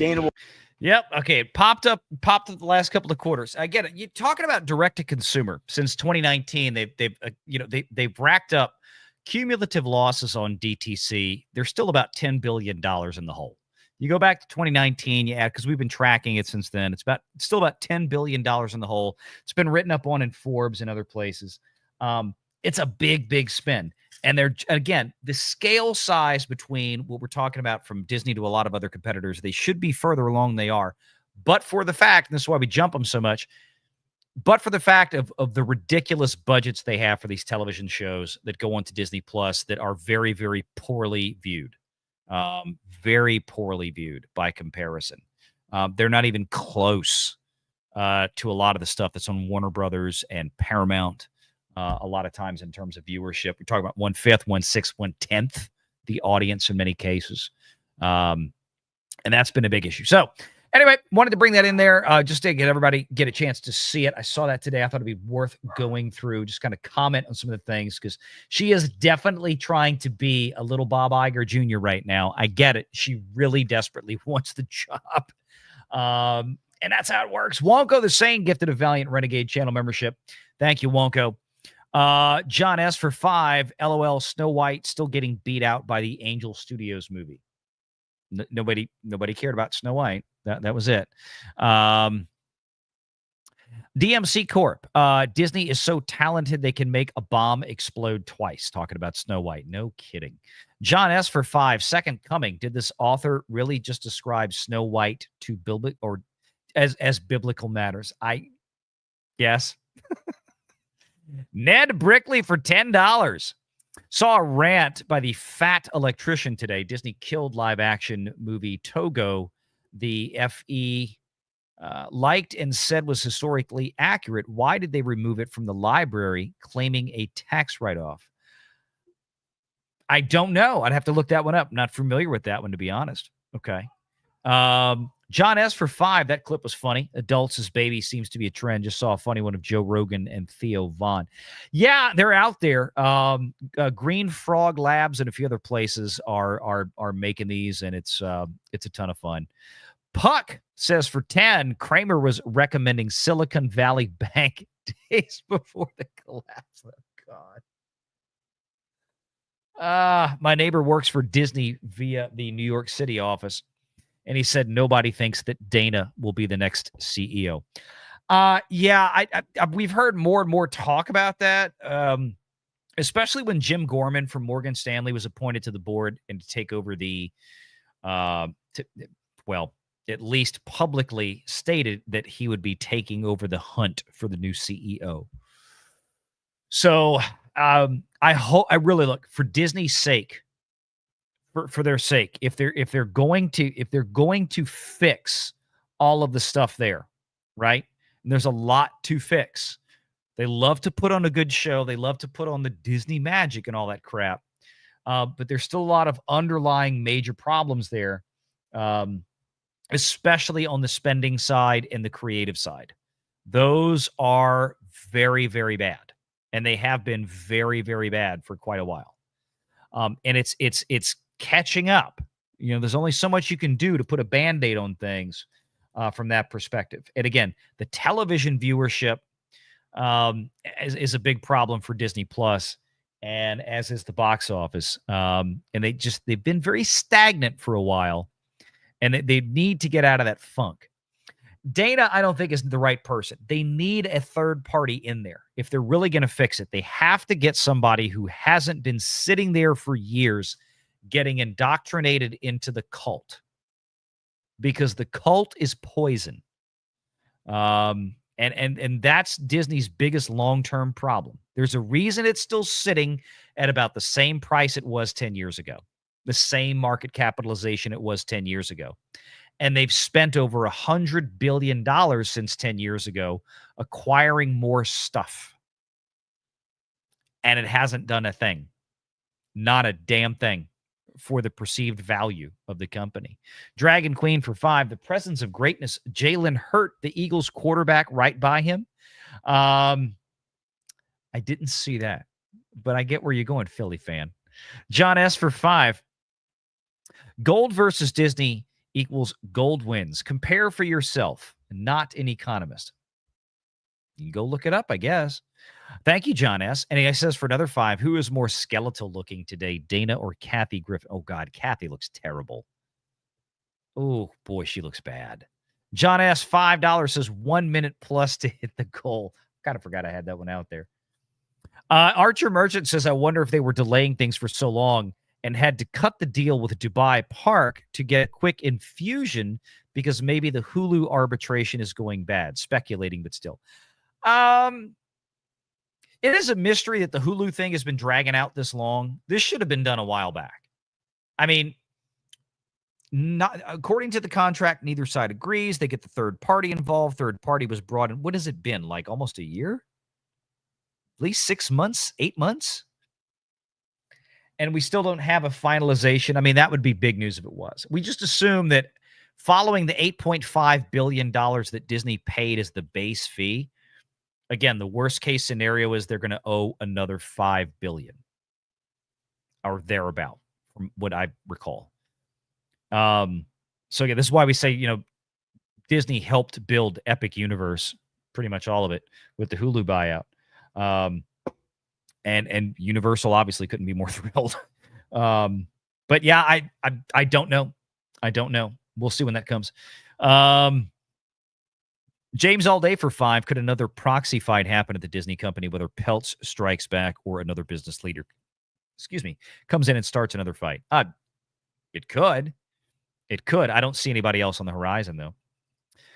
James all day for 2. Bob has a good crew. Laugh my ass off. They are yes people. Yeah, I mean, Dana Walden sounds like a little, blonde chick, Bob Iger up there. And again, it amazes me the questions that never get asked. Like, Disney is able to get away with quite a bit when it comes to theatrical failures and television failures for what they spend. And nary a question is asked. But again, like we've said in the past, it's largely because there's so much smaller portions of the company's overall revenues and operating income. People are focused on the parks and live sports, and that's what they want to see. And the ESPN announcement, like I said, I think it's going to be super interesting to see how far that goes.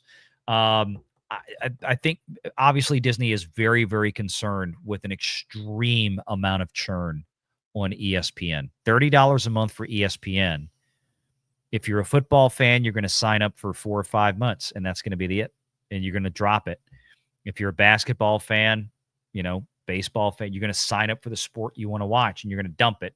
So they're trying to bundle it in with Hulu and Disney Plus for $35 a month. You get everything.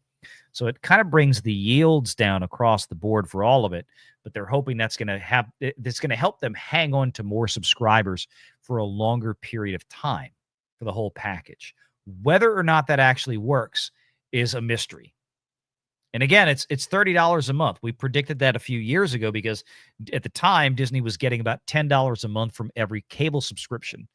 And we knew that only about 30% of people that subscribe to basic cable actually watch live sports and ESPN. So you do the math. If everybody cut the cord tomorrow and Disney had to make up the same revenue, they'd have to charge basically 3 times the price just to get, and that's if everybody signed up that was watching ESPN through cable. They'd have to charge 3 times the price to get where they needed to be. Now, if you've got a cable subscription, right? If you're paying for cable now, you're not supposed to have to pay extra for ESPN. So if you're already paying for ESPN, you'll get the ESPN app as part of it, and your stuff will be through an app on your Apple TV or whatever, right? That's part of the deal, because that's part of what was hurting cable companies. Was a lot of folks out there like Disney were, double dipping with Disney Plus versus the other stuff. Or Max or stuff like that. And I think Warner Brothers kind of went down the road originally. It's like, oh, well, I mean, you signed up for HBO as a premium subscription. We're going to give you Max as part of it because you're already paying us. What was HBO? $15 a month if you had a cable subscription, or $10. I don't remember what it was. I think it was about $15 a month if you had a cable subscription. So you got HBO's streaming app as part of it, right? It's a little bit different when you're calculating in the basic cable aspect of it. Let's see where we were. Animation stands aren't taking the CN news very well. We're talking about Cartoon Network. I didn't catch if there's some news there. I haven't caught that one today. What's going on with Cartoon Network? James all day for $5. What if Bill Ackman comes in and starts? Well, he's definitely another one that could. He's been very critical of Disney. Rightfully so. He could. He absolutely could. Appreciate all the support, guys. Appreciate y'all. Let me get this cleared out the way here. There was another one. Where did it go?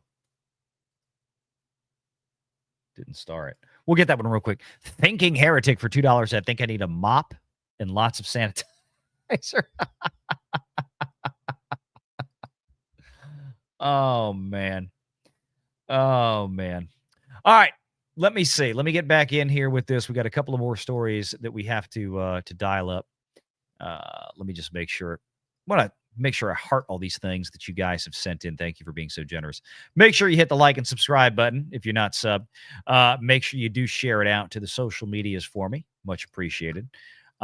Getting down towards the end of the school year here. I've got to start mapping these shows out in advance again. I haven't had time the last, I feel like 2 months to really plan these shows out like I used to. Just a lot going on at the real job, the day job here.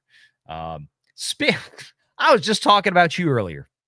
Kiss My Grits for $20. Jimmy Pitaro said the market strategy for ESPN's new app is going after 60 million consumers who don't have cable, satellite, in other words, no ties to ESPN.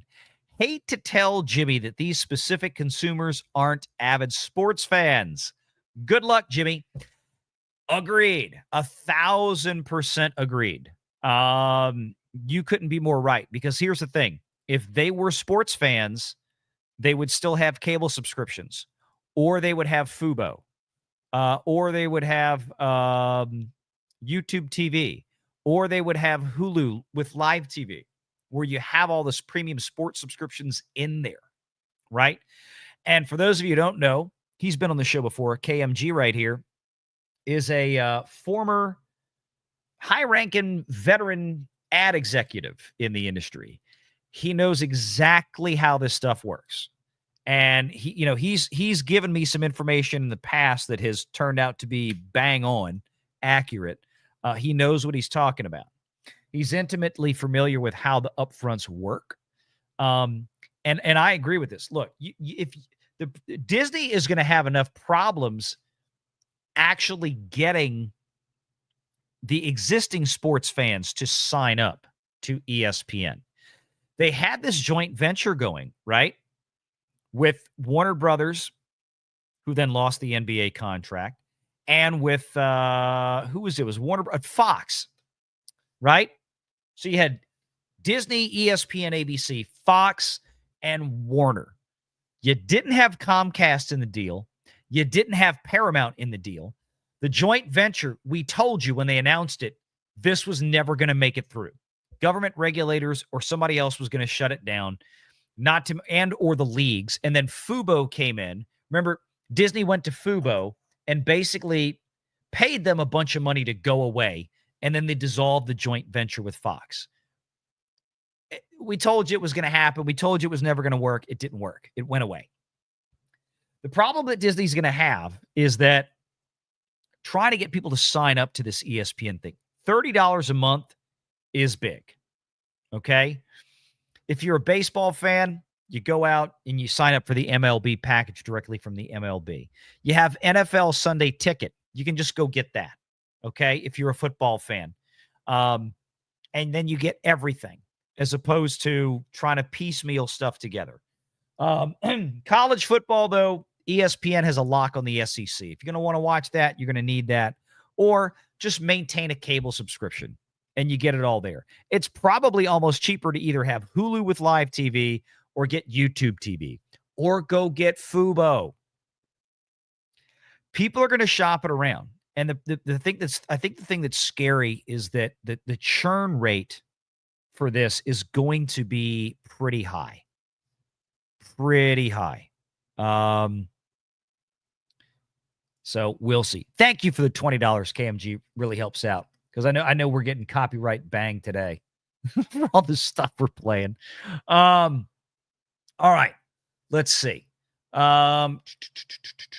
We've got I need 2 seconds here. Probably more than 2 seconds. All right, we hit another goal. I don't know which one to play. Some of these are bad. That one's really bad. That one's freakishly bad. Let me play the one that's not as bad. How about this? We'll play the one that's not as bad for a quick break. We'll be right back. And then we've got a few other stories here that we need to go through. I just got off the phone with Tom Mercado from the Budget Committee. This thing with Favre's screwed up, Pooch. What? They can't lump us in with that fucking Martian. We're all in the same boat, fellas. But our shenanigans are cheeky and fun.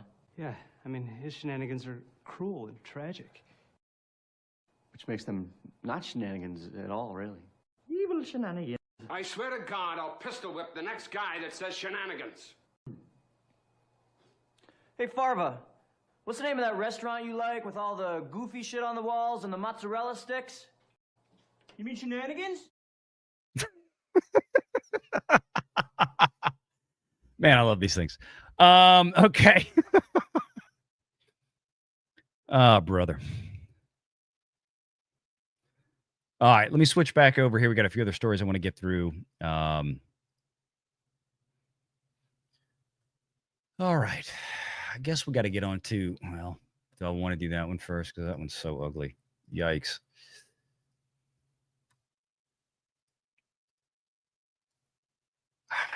There's a number of these things. Let's...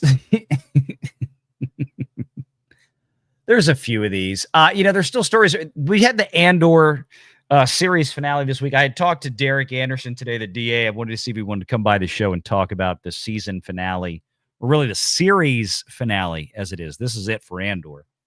I haven't watched it. I've lost all interest in Star Wars thanks to Disney, like the overwhelming vast majority of Star Wars fans out there have just completely checked out. So, I mean,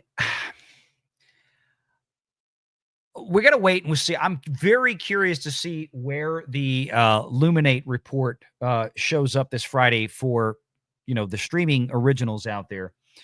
And not so much where Andor lands on the chart, because again, there's a lot of episodic stuff on there. I usually tend to kind of pitch the Netflix stuff aside.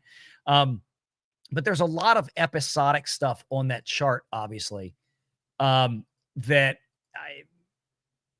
what you have to compare. And when you look at Andor, it was in the number 2 position last week. Matter of fact, we'll go ahead and pull that up. Once I think I closed that window down.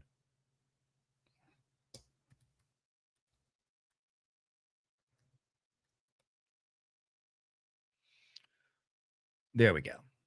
Okay, here it is. All right. So just everybody, we talked about this chart a couple of days ago, just to kind of reiterate a few things on here. When you look at this, what I'm looking for this week, again, one of the most expensive television shows ever produced, Andor.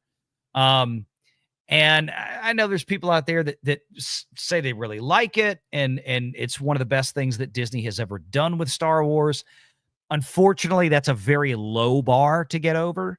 But that's fine. And if you like this show, that's great and dandy. I don't care about any of these things that Disney is making with Star Wars. I've completely lost interest, like most people. And it's one of the reasons the show has very little audience compared to what it's supposed to be. But you got a show here. It's one of the most expensive TV shows in the history of TV shows. Roughly, it seems like $400 million or so was spent on season 2.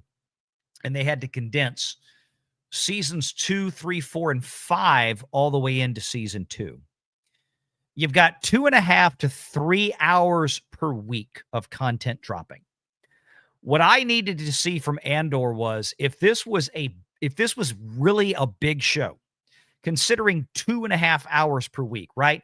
150 to 180 minutes per week is what we've been coming in at.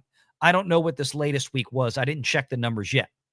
But you would think you should see roughly, if you had 1.5 billion minutes a week for Andor, that means that 10 million people were watching it, right? 1.5 billion minutes with that kind of watch time means 10 million people domestically were watching it, right? It's not blowing the doors off, but it's not that bad for a show that size, okay? And the reason I say that is because, again, you've got The Last of Us, which was clicking in at 30 million viewers domestically. 30 million. So we're talking about if Andor could get, to maybe having 10 million viewers, it's still not good, but it's not awful, right? We're nowhere near that. We're less than half of that, right? So what we're getting is maybe if we're lucky and people are catching up, maybe Andor is getting to a point where it's got somewhere between 3, 4, million viewers domestically. Here's the deal. Mobland, right? Mobland's in the 4 spot. Mobland, again, is episodic. They have, meaning when I say episodic, you've got drops every week for X number of weeks, right? Andor is doing a 4-week drop. Mobland is doing I think a 10-week drop. There's 10 episodes in the season. Throw the Netflix stuff out for a second because, again, it's not episodic. But that's where we're going. Your Friends and Neighbors on Apple TV. Episodic, right? Okay, Friends and Neighbors at 400 million minutes. I think somebody looked this up. They're about 1-hour episodes. So if you break that down, you've got 7 or 8 million people, or about 6 to 7 million people. I think we did the math last time. 6 or 7 million people watching Your Friends and Neighbors every week on Apple TV because it's 1 episode a week. It's episodic. Mobland at almost 700 million minutes. The episodes are 40 minutes long. You've got over 15 million people a week watching Mobland. Andor, 2.5 hours a week of content. Not 40 minutes, not 60 minutes, 150 plus, 150 to 180 minutes a week. And we're at 714 million minutes. So, yeah, it's number 2 on the chart in terms of watch time, and that's great. Gives it a little, spice up there at the top of the chart. But when you actually look at the number of people tuning in, it's really bad. This is a $400 million show. Is it going to get any better this Friday? I don't know, right? This past week, or last week, I should say, they were saying those episodes, what was it, 7, 8, 9 were great. And then people that saw the last 3 episodes early said that it was a big letdown. So I don't know what the general audience reaction is from last night to that point, right? But there's a couple of things here. I talk about this interview here in Vanity Fair with Tony Gilroy, of course, is the showrunner for Andor. And there was a couple of points in here that he brings up. We don't need to go back to every detail in here. There was a couple of things I thought I had highlighted in this. But basically in this interview, he talked about how he wasn't even on the set that much. And this kind of strikes me as part of the problem with Disney. We're paying a guy. How much does a guy like Tony Gilroy get, who's the showrunner of this, the head writer, in other words? And he wasn't on set all that much. And he mentioned that. I think they did a pull clip in another article, but I wanted to cite the original one. Let me see if I can find it in here real quick. I thought this. Here we go. Were you on set? Here we go. I don't really spend a lot of time on the set at all, but we were actually there. When Adria comes out with the baby, we were at Pinewood on the Bond stage, the James Bond stage at Pinewood, I guess is what that is. My bullshit meter is really always engaged.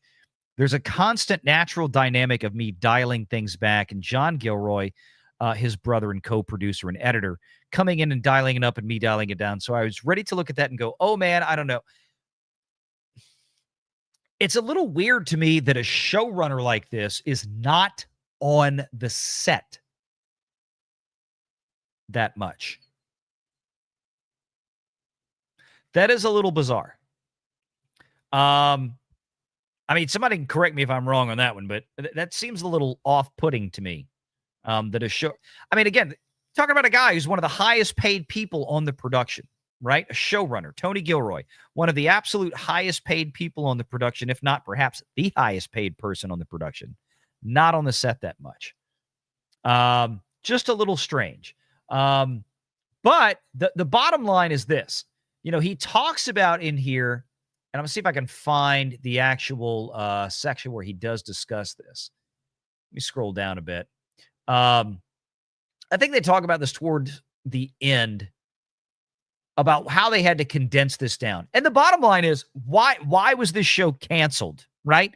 Effectively, again, this was originally envisioned as and I genuinely don't see how this show was envisioned as a 5-season show. Dear Jesus Lord, when you're spending $350 million per season to get this thing out,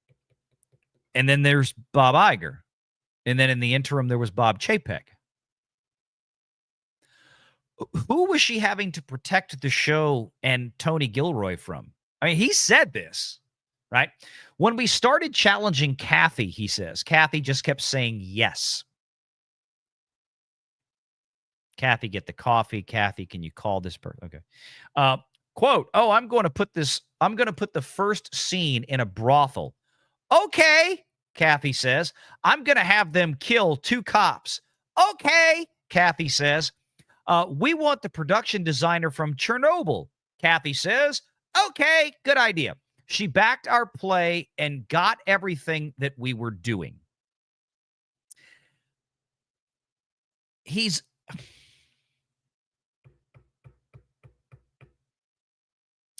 describing Kathleen Kennedy's entire career right here. Tony Gilroy just gave the farm away. Describing Kathy's entire career.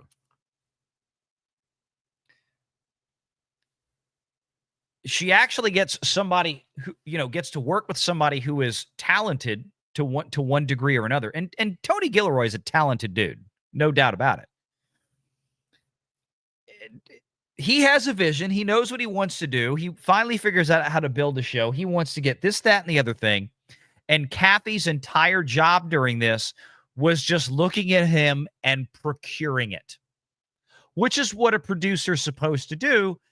But it goes to prove in this case, what Tony Gilroy is saying is that Kathy was once again along for the ride to get the critical accolades that the show is getting. Critical, not commercial. There's no commercial success for Andor. Andor is a commercial failure. Critically, it's getting a lot of accolades. There's no doubt about it. Kathy's just along for the ride, getting some creds for making the phone calls and basically doing everything that Tony Gilroy told her to do, to get for him. You want me to do this? All right, get me this, get me this, get me this. That is what producers are supposed to do. But we always go back to the past and say, Kathleen Kennedy gets a lot of credit for simply being involved in procuring things for very famous movies with very famous, talented men writing and directing them. The Spielbergs, the Lucases, the Richard Donners, the Christopher Columbuses, and on down the road. And now Tony Gilroy is just the latest guy in that chain, I guess. I wish he'd said I asked Kathy to grab some coffee and she brought me some. That would have sealed it for me. That would have been perfect.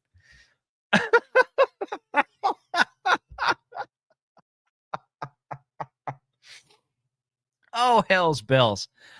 That is great. She backed our play and she got everything that we were doing. We've been through everything, she and I, on this, all the good and all the bad. There's no show without her. For all the shit that she takes online, Tony Gilroy says, it's just insane. This show exists because she forced it to happen. What a tough job she has, man. Again,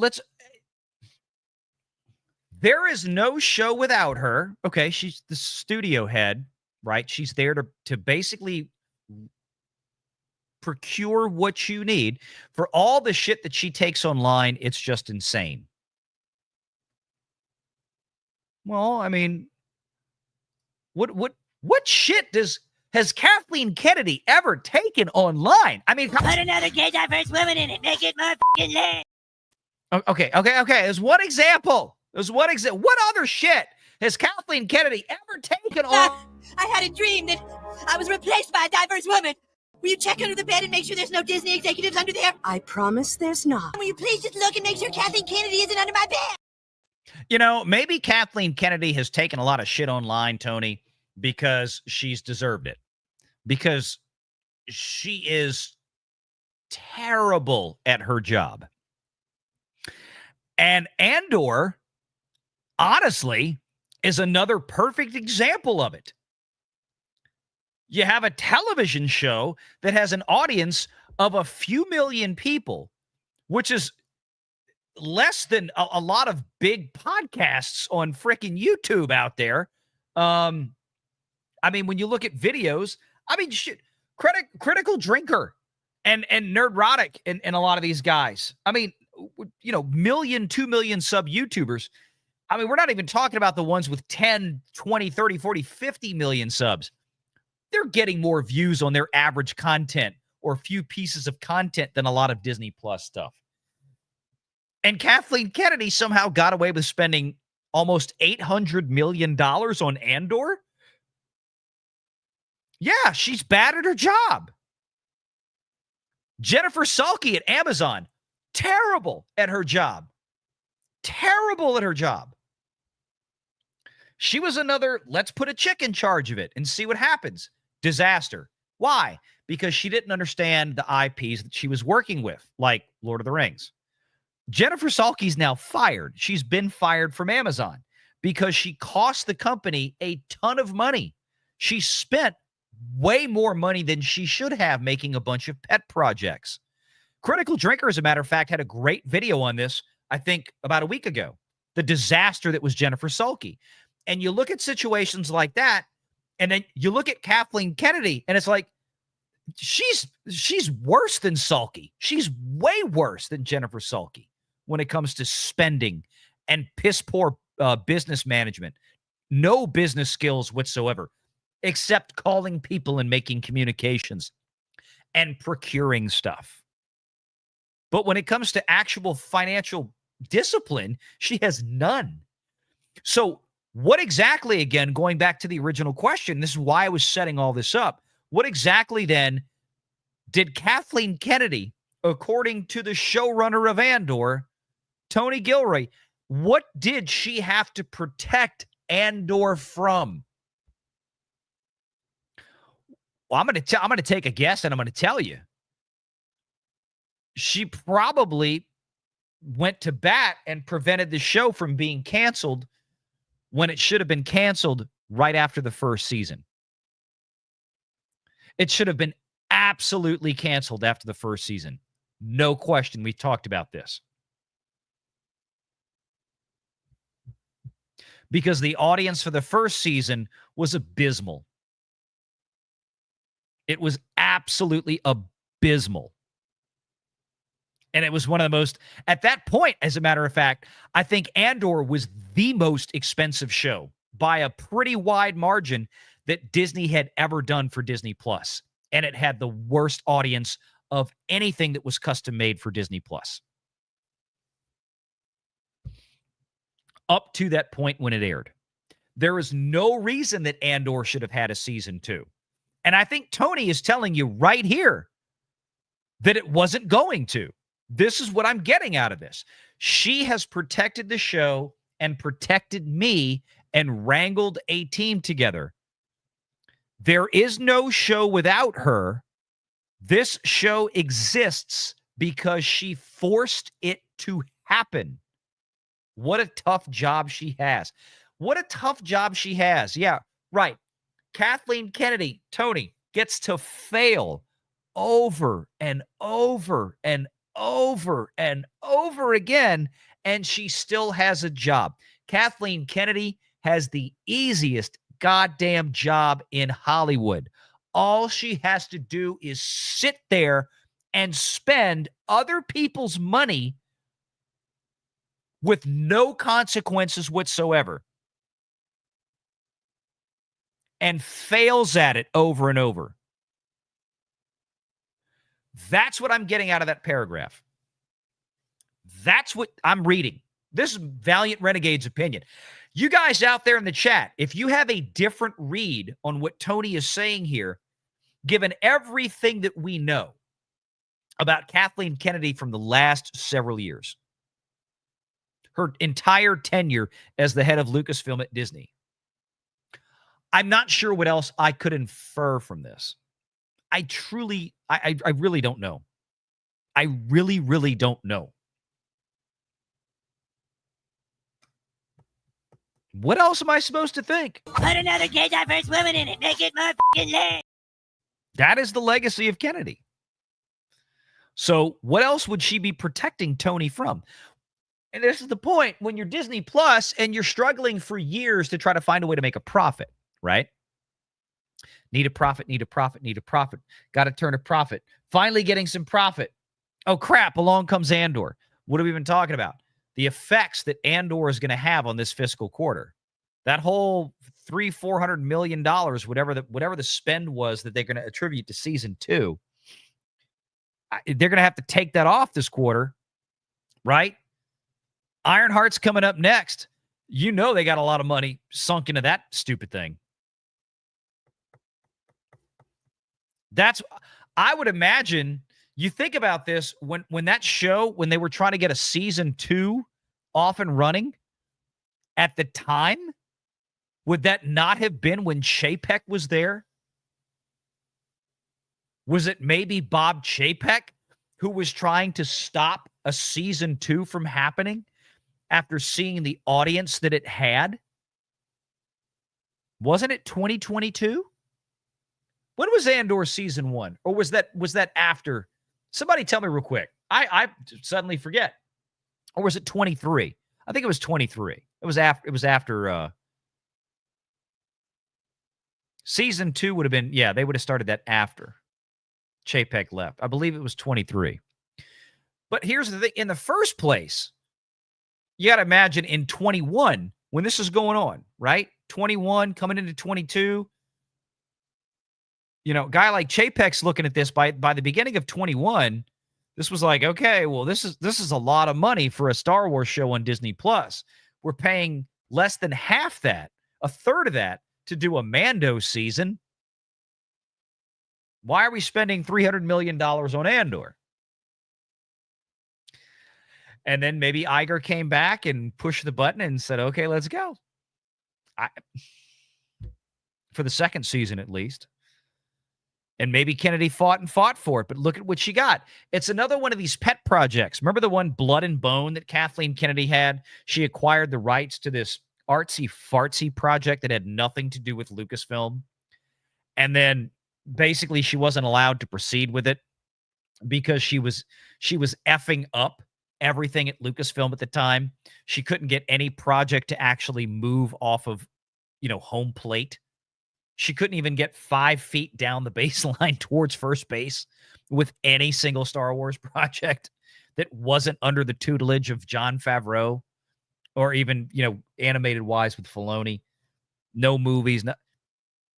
She lost that, so she had another pet project, I guess, was Andor season 2. What a mess.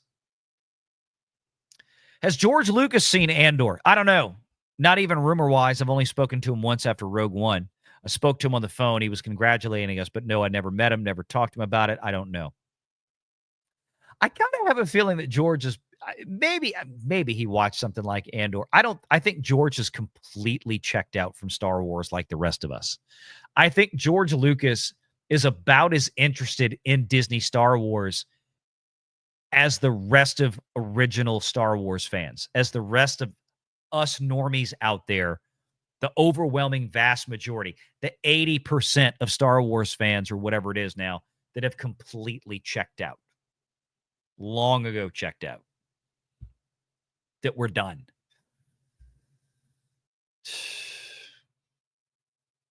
There you go. What a mess. Kathleen Kennedy protected him and the show. Congratulations. Bully for you. You got to waste $800 million of Disney shareholder capital for a show that brings in less viewership than Jeopardy,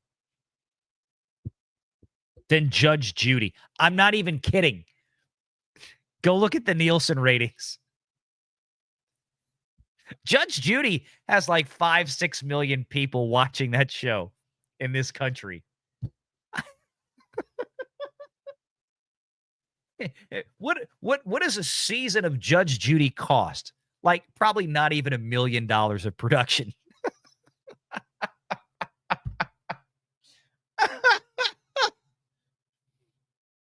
wait. I think I've got the, hang on. You think I'm kidding? 7 million people watch 60 Minutes. Syndicated programs. Judge Judy, right there. 5.3 million viewers for Judge Judy. Still. 8.9 million for Jeopardy. 8.4 million for Wheel of Fortune. 7.2 million Family Feud. Judge Judy, 5.3 million.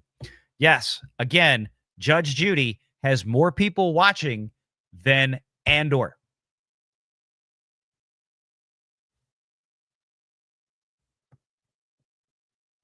Money well spent.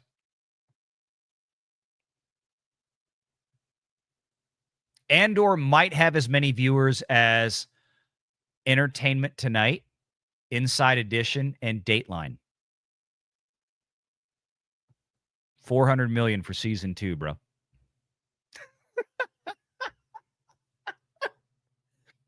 Again, if they had spent 40 million, 50 million, I mean, even 100 million, at 100 million, any other studio would have canceled the show. Because that's way too much money for a show like that with that kind of viewership, especially on Disney Plus, where there's no advertisers. Nobody has. I mean, the number of subscriptions to the Disney Plus ad tier is very small. It's why they can't attract advertisers to it. And KMG, if you're still watching out there, we talked a little bit about that earlier, how, a lot of attention in the upfronts being given to Hulu and mostly to ESPN and live sports. Disney Plus stuff was barely even on the radar because advertisers have no interest in it. Relatively speaking. Now, if they're advertising kids' toys, Bluey's great. But that's not where you're really making money. So, all right, let me grab, we got a couple of super chats here. Thanks again to KMG for the 20. Jack White, good to see you. It says, series recommendations, Sword of the Demon Hunter. I guess that's an offshoot of Demon Hunter. I'll have to go check that one out. Our Last Crusade or Rise of a New World, Full Metal Panic, Yu Yu Hakusho, Eden's 086. All right, put them on the list. Kiss My Grits for 10. Disney should be embarrassed that Andor was beaten by a series remake of a 1981 Carol Burnett, Alan Alda movie that earned twice the viewing minutes at 1/5 the cost. Whoa, hang on. By a series remake of a 1981. Which one is that? Is that one of the ones on the Luminate chart? See, I don't even know. Which one is that, KMG? Go look that up. Somebody tell me in the chat. I'm going to look over here in the chat. KMG, just tag me in it. If somebody knows, just tag me in it. Tina, what's up, Tina, for $10? Derek read a story last night claiming Filoni hates Andor as it doesn't fit his vision of Star Wars. Filoni is being accused of gatekeeping, so allegedly she protected Andor from him. Beats me. Oh, that's interesting. Oh, the 4 seasons. I got you. Okay, thank you, KMG. I didn't even. Was that on the chart? I didn't even look. I'll go back and look at that again.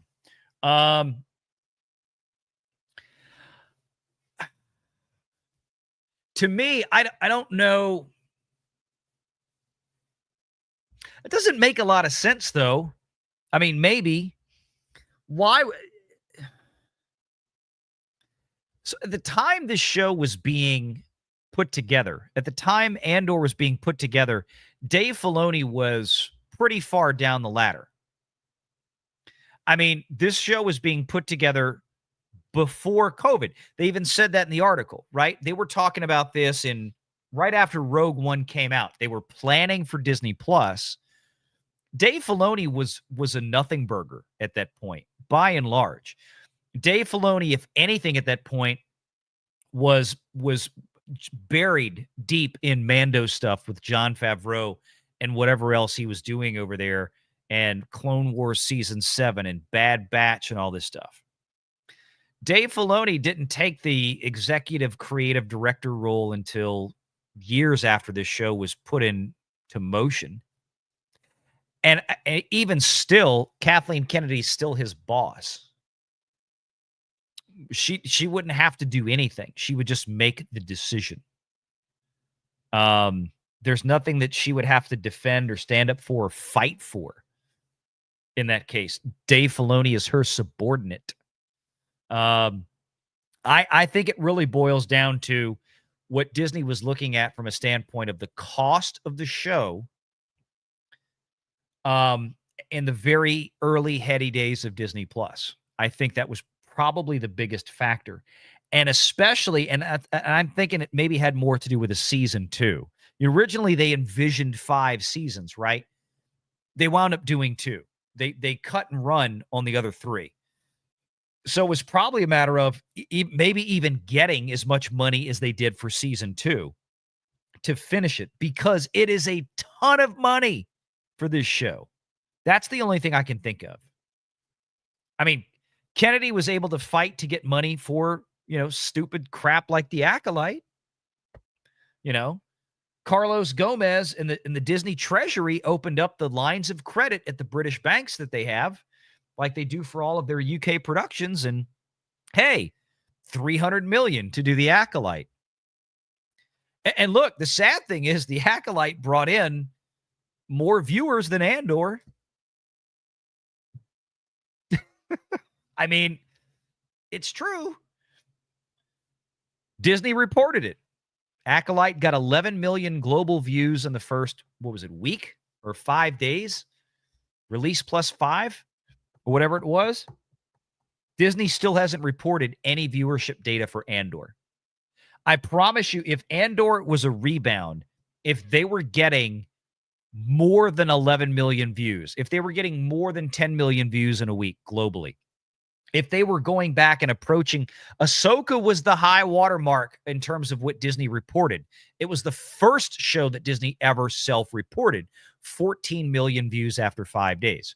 If Andor was anywhere close to that range, even after a week, remember they took an entire 7 days to report numbers for Agatha, and it was 9.6 million views, and not 5 days, but a whole week to get there. If Andor was anywhere close to that, global views, Disney would be publishing it. It tells me that the viewership for this show is probably not even 5 or 6 million views a week for the entire planet of Earth. $400 million. Just might as well have wiped your ass with it and flushed it down the toilet. That's where it is. But thank you for letting me know about it. I wish Derek could have been here now. He had to work. He had late work tonight. Okay. Let's screw it. Let's do the trailer first, because why not? Oh God. All right, ladies and gentlemen.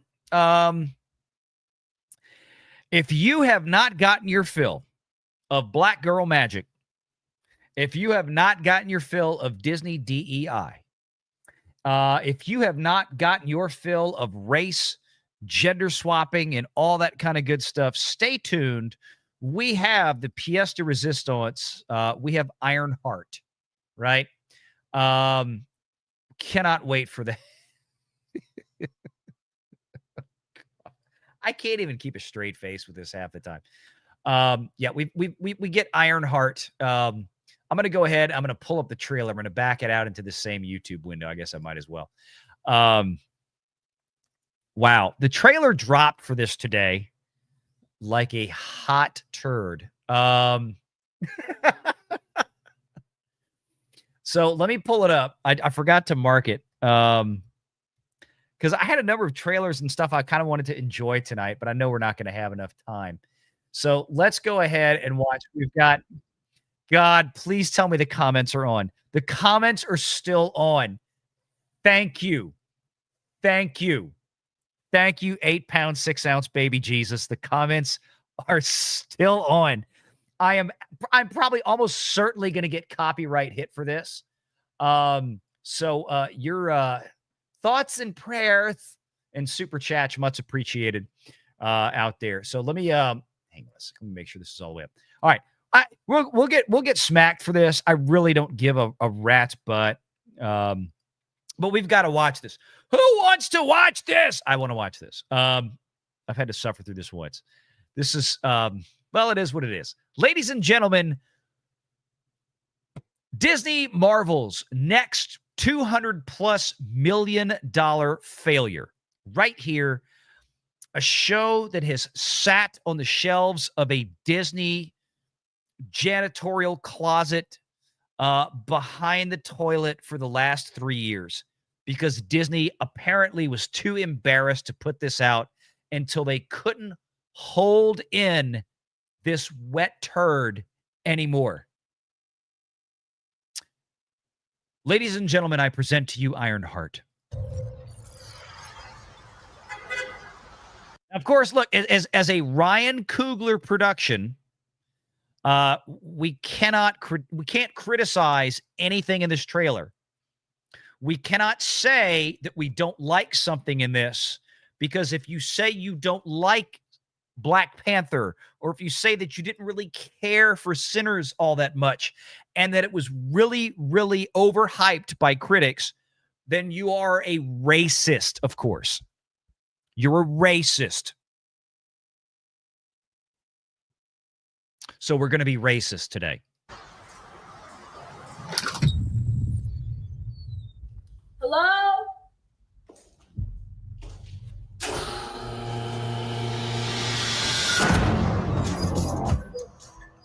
For real? Okay. Trapped in an elevator. We should actually had the Weird Al song right here. What wasn't it? Stuck in an elevator with Vanna White? Trapped in an elevator with Vanna White. Wasn't that the Weird Al song? Welcome, Riri. In less than 3 minutes, the air in this elevator will no longer be breathable. Oh, what is this? Riri. Her name is Riri Williams. Does anybody even know who this character is? Does anybody even remember this character from Black Panther 2? That, of course, didn't have Black Panther in it. Nope, me neither.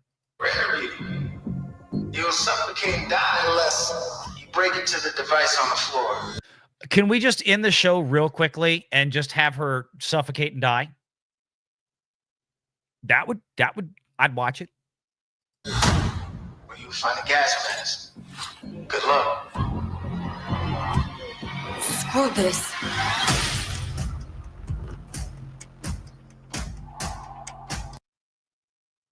So she's a I guess she works for the bomb squad.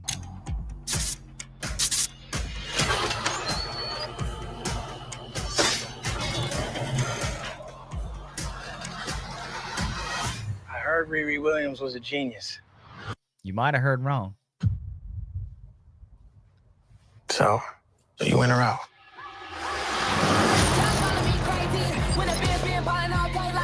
Riri, I see you.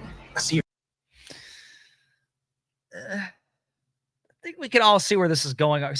The premise behind Riri Williams is that she is some random black girl from somewhere. She goes to MIT. We talked about this on the show the other day. Remember, IMD describes her as a black girl at MIT trying to fit in with all of her white peers, kind of thing. Remember that? I was like, oh God, here we go. Okay. So we're getting a taste of that in this trailer. You're fed up, waiting to be acknowledged for your greatness. Oh my God. They did the thing. He did the thing. It's another female Mary Sue girl boss whose only flaw, her only character flaw, just like Rey, Palpatine, she doesn't recognize her own greatness.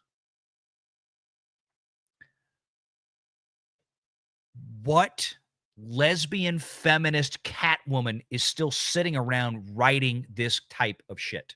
Please tell me. Oh, God. You need to recognize your greatness. Your greatness. I see you're fed up, waiting to be acknowledged for your greatness. You could you could just sign the show's death warrant on that one line.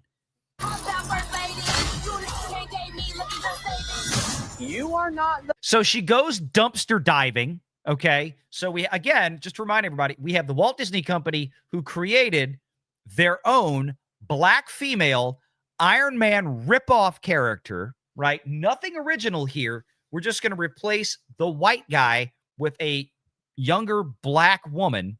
Okay. And she goes dumpster diving for parts to steal, to make something iconic, right? Iconic. It's iconic to do something that was done by another guy 10, 15 years ago now in the movies. the first genius at MIT. How come you're not working out one of those? See, you're not the first genius at MIT.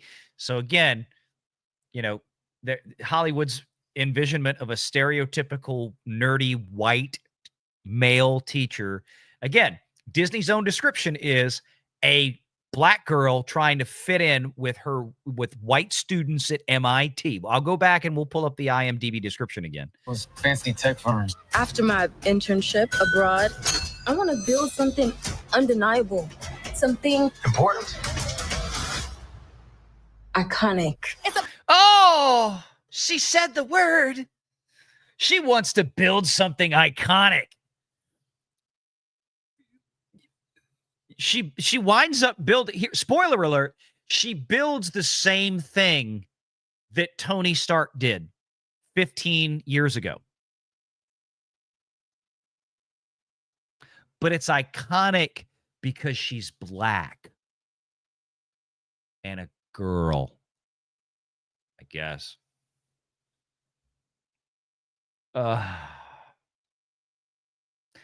tone of this is so, again, there's this thing on the internet going around right now.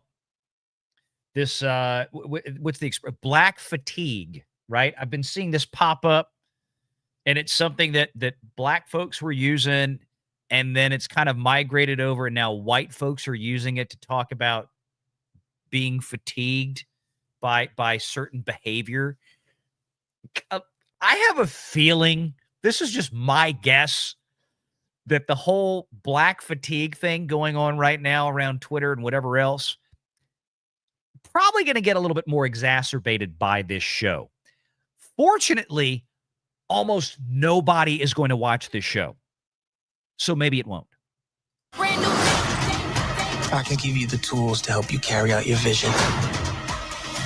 But anyone who's ever accomplished anything iconic in life has had to do some questionable things to get it done. What will you do, Riri? I mean, what was that shot? Get it done. What will you do? What we're in an apartment are we trying to hit all the ghetto stereotypes here? Are we really trying to do this? Again, I want to know who this show is made for, because it's not the overwhelming demo that at least used to be the multi-billion-dollar driving force behind the Marvel Cinematic Universe IP.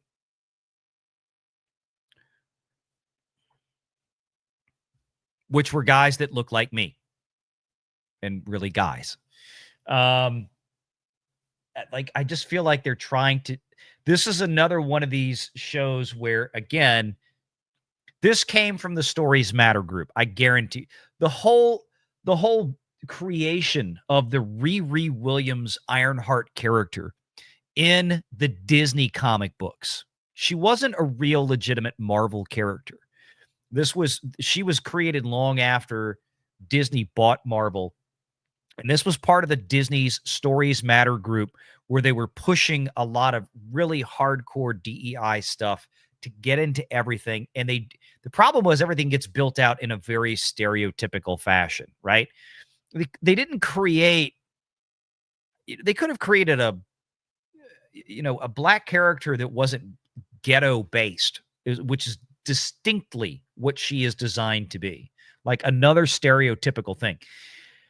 Why Disney did this is, well, I'd say it's beyond me, but it's really not. But I'll put it this way. There is a reason that this show, Ironheart, has been sitting on a shelf for 3 years until now.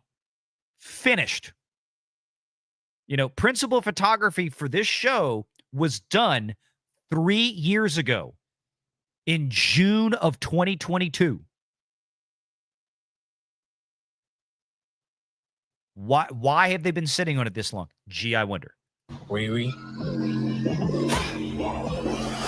You've bitten off a hell of a lot more than you can chew. I could chew a lot.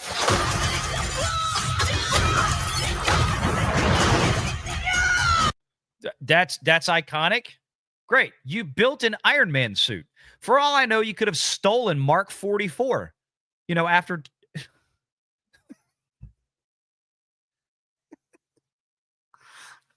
you had Tony Stark, but now you have this black chick. If you're trying to win over the Tony Stark fandom, I guarantee you this isn't going to do it. Guaranteed. This show, I will change my tune because I have to imagine that it. Let me hold that thought. Let's just finish this. You know nothing about this man. You're gonna end up dead or in jail. This is so much bigger than that.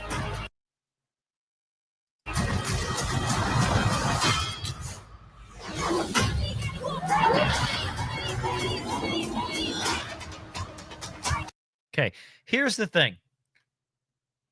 If Andor winds up turning in higher viewership than Ironheart, we are going to throw a party.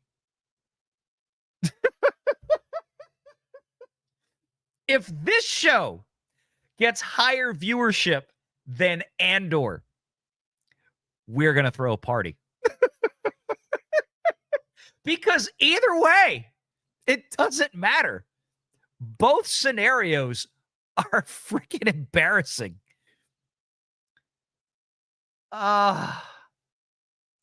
Again, I want to be very clear with this. You have to put this in context. If this was a show that was made for the CW for a couple $1 million,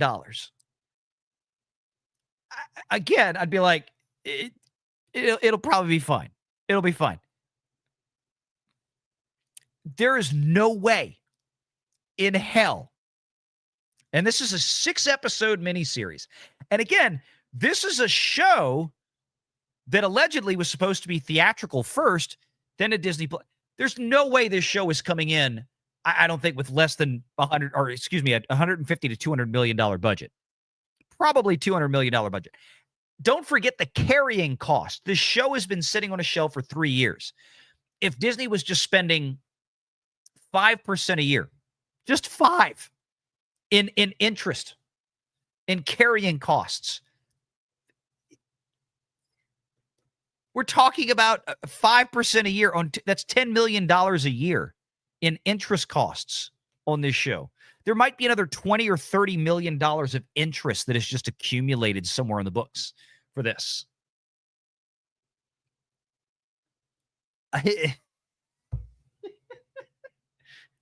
This show, what you're looking at right here, I would not be at all surprised. You just watched the trailer for a show that's going to have a pitiful audience that is probably more expensive, almost guaranteed more expensive than Game of Thrones, than House of the Dragon. That's how bad it is. I don't think that we're going to get a 6-part miniseries that has 45-minute or 1 hour long episodes. I have a feeling these 6 episodes are going to be maybe about 30 to 40 minutes apiece. Some of them might even be in the 20s. We know how Disney does this. This is going to be way overspent for the audience it's going to bring in. Oof.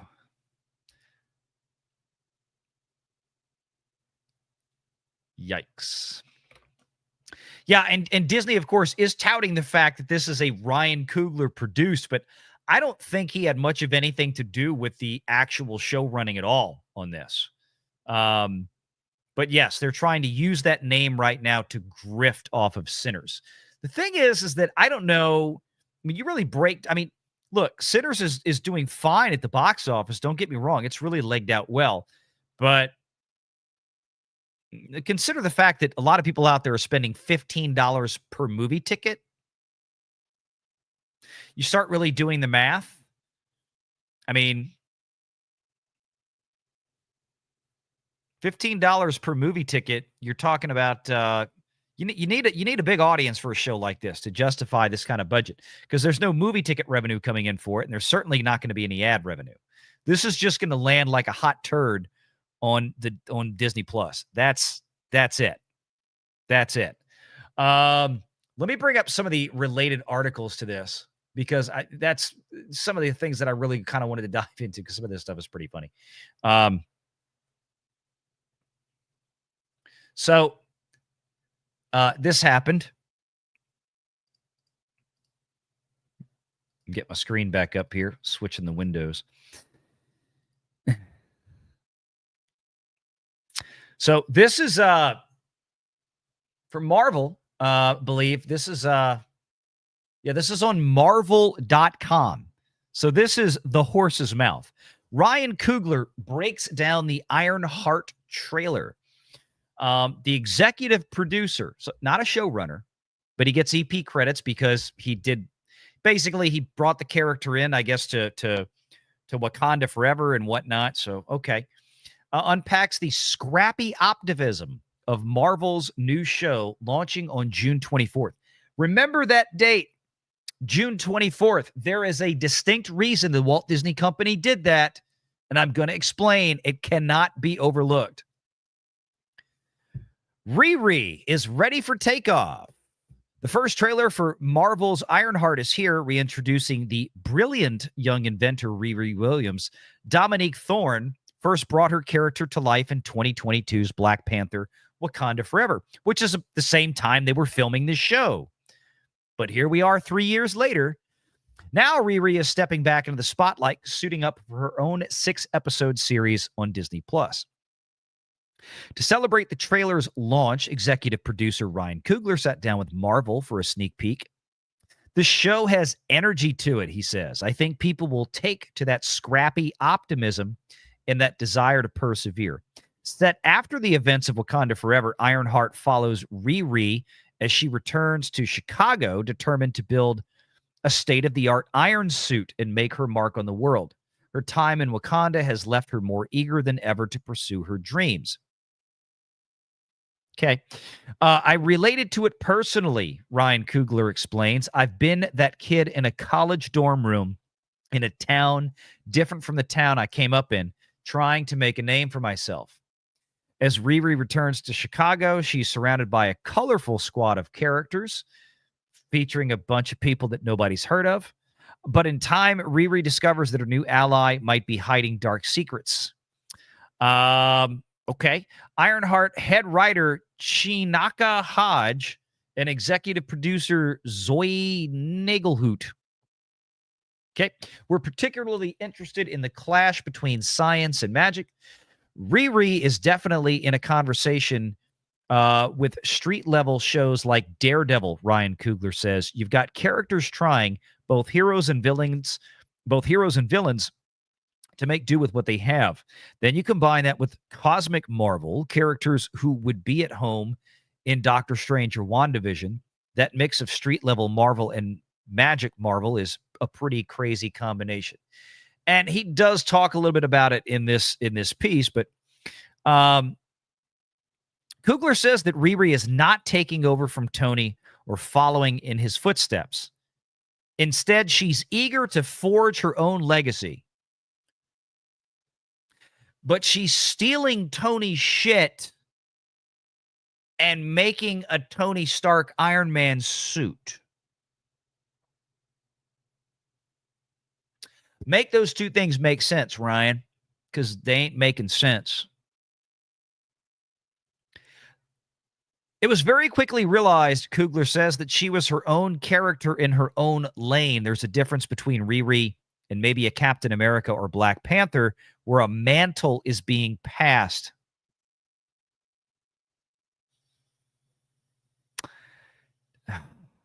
This is a character who is obviously influenced by Tony Stark and inspired by him, but she's also very different in doing her own thing. Making the same suit, okay, whatever. I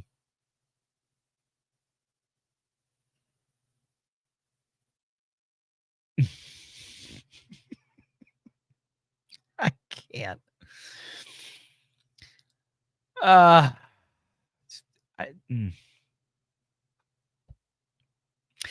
We've been waiting so long to bring this to the world, Ryan Coogler says, and it's coming at the perfect time. 3 years after it was finished, I guess. I'm so proud of everybody in this show, and I'm excited for folks to get to see it. That may be the problem. I'm not sure that folks are really going to see it. It's just, again, I want to show everybody what we're talking about here so you know exactly what we're saying, just as a point of reference here. I think it's important to note. So I'm showing everybody, this is IMDb Pro, right? IMDb Pro. And we need to explain, kind of this. This was shot here.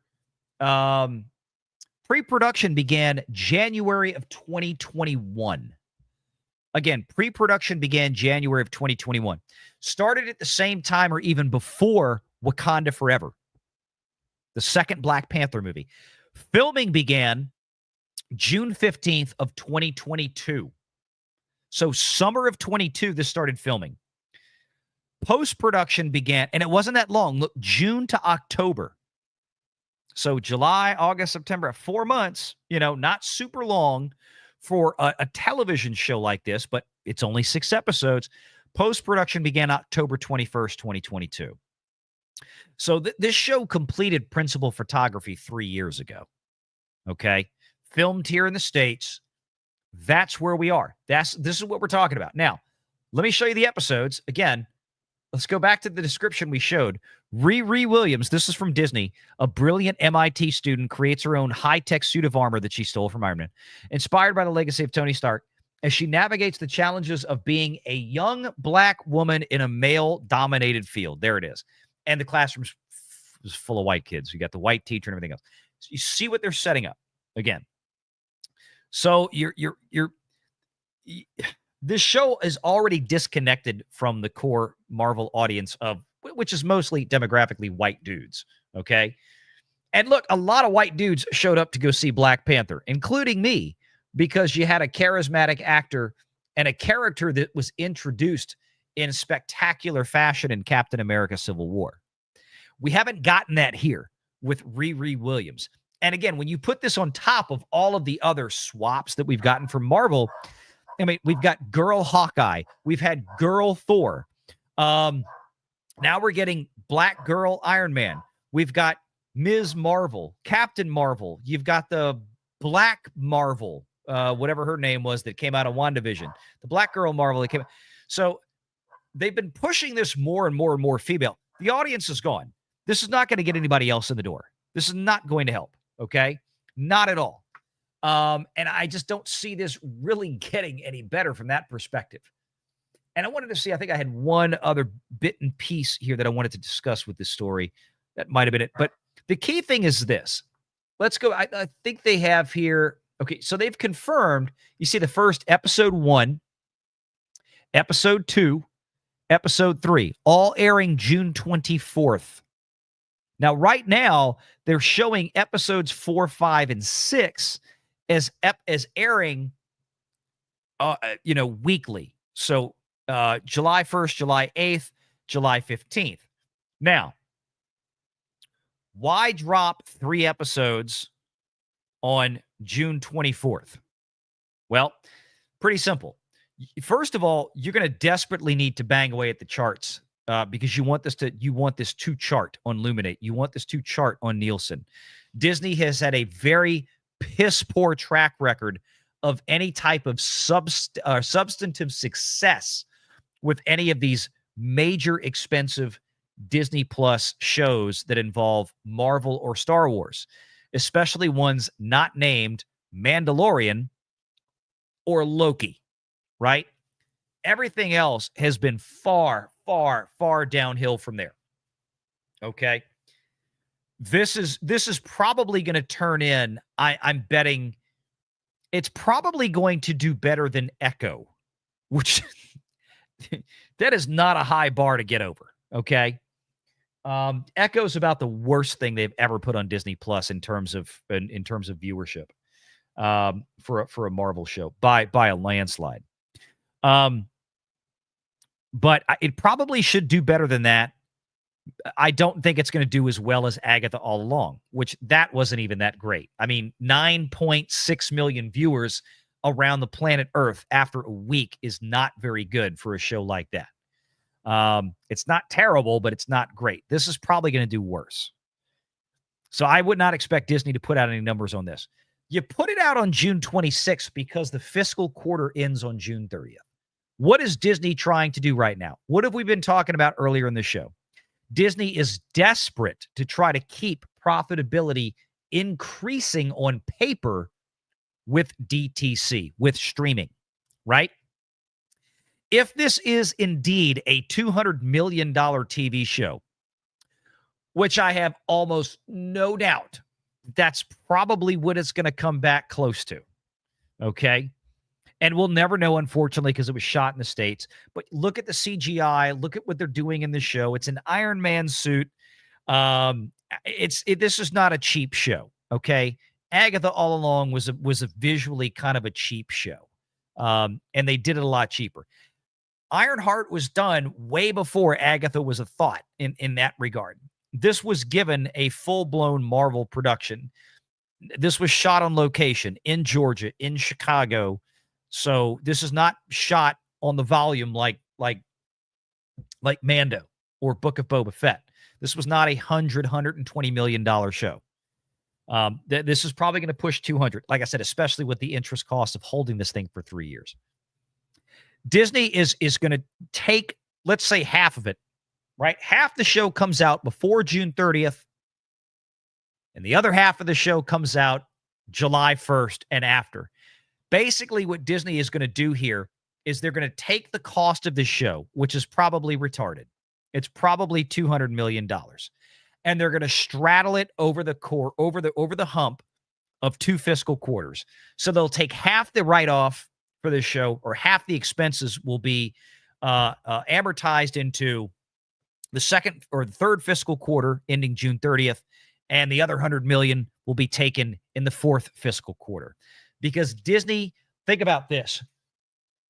Remember, they just announced the release date not that long ago. You got Andor right now. Andor is sitting on that Disney cash flow like a hot turd right now. $350 to $400 million. That whole show aired in this fiscal quarter for Disney on Disney Plus. Now you're about to drop another $200 million show maybe in the same quarter. They're trying to stretch that out. I'm honestly a little surprised they didn't push it all the way out to the 4th quarter. But I think this is also why Disney kind of gave some guidance with streaming that it might soften up a little bit in the current quarter. Clearly, that was due to the enormous expense of Andor and its complete lack of engagement by any large audience. Ironheart's not going to be any different.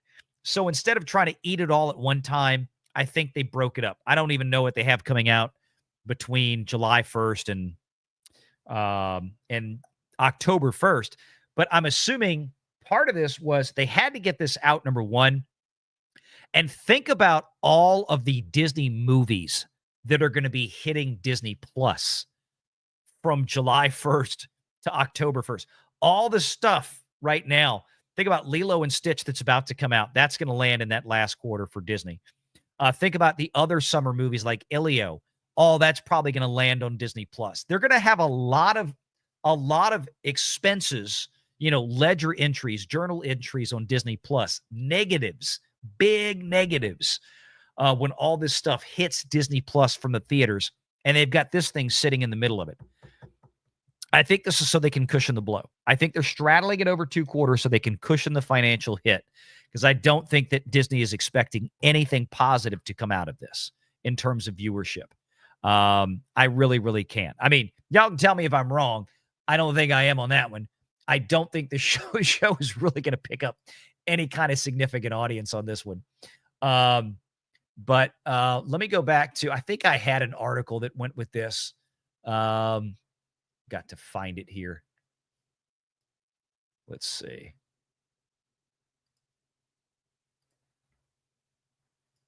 Disney Upfronts. Yeah, here we go. This is what I was looking for. This is basically, look, do you remember the stories that we had?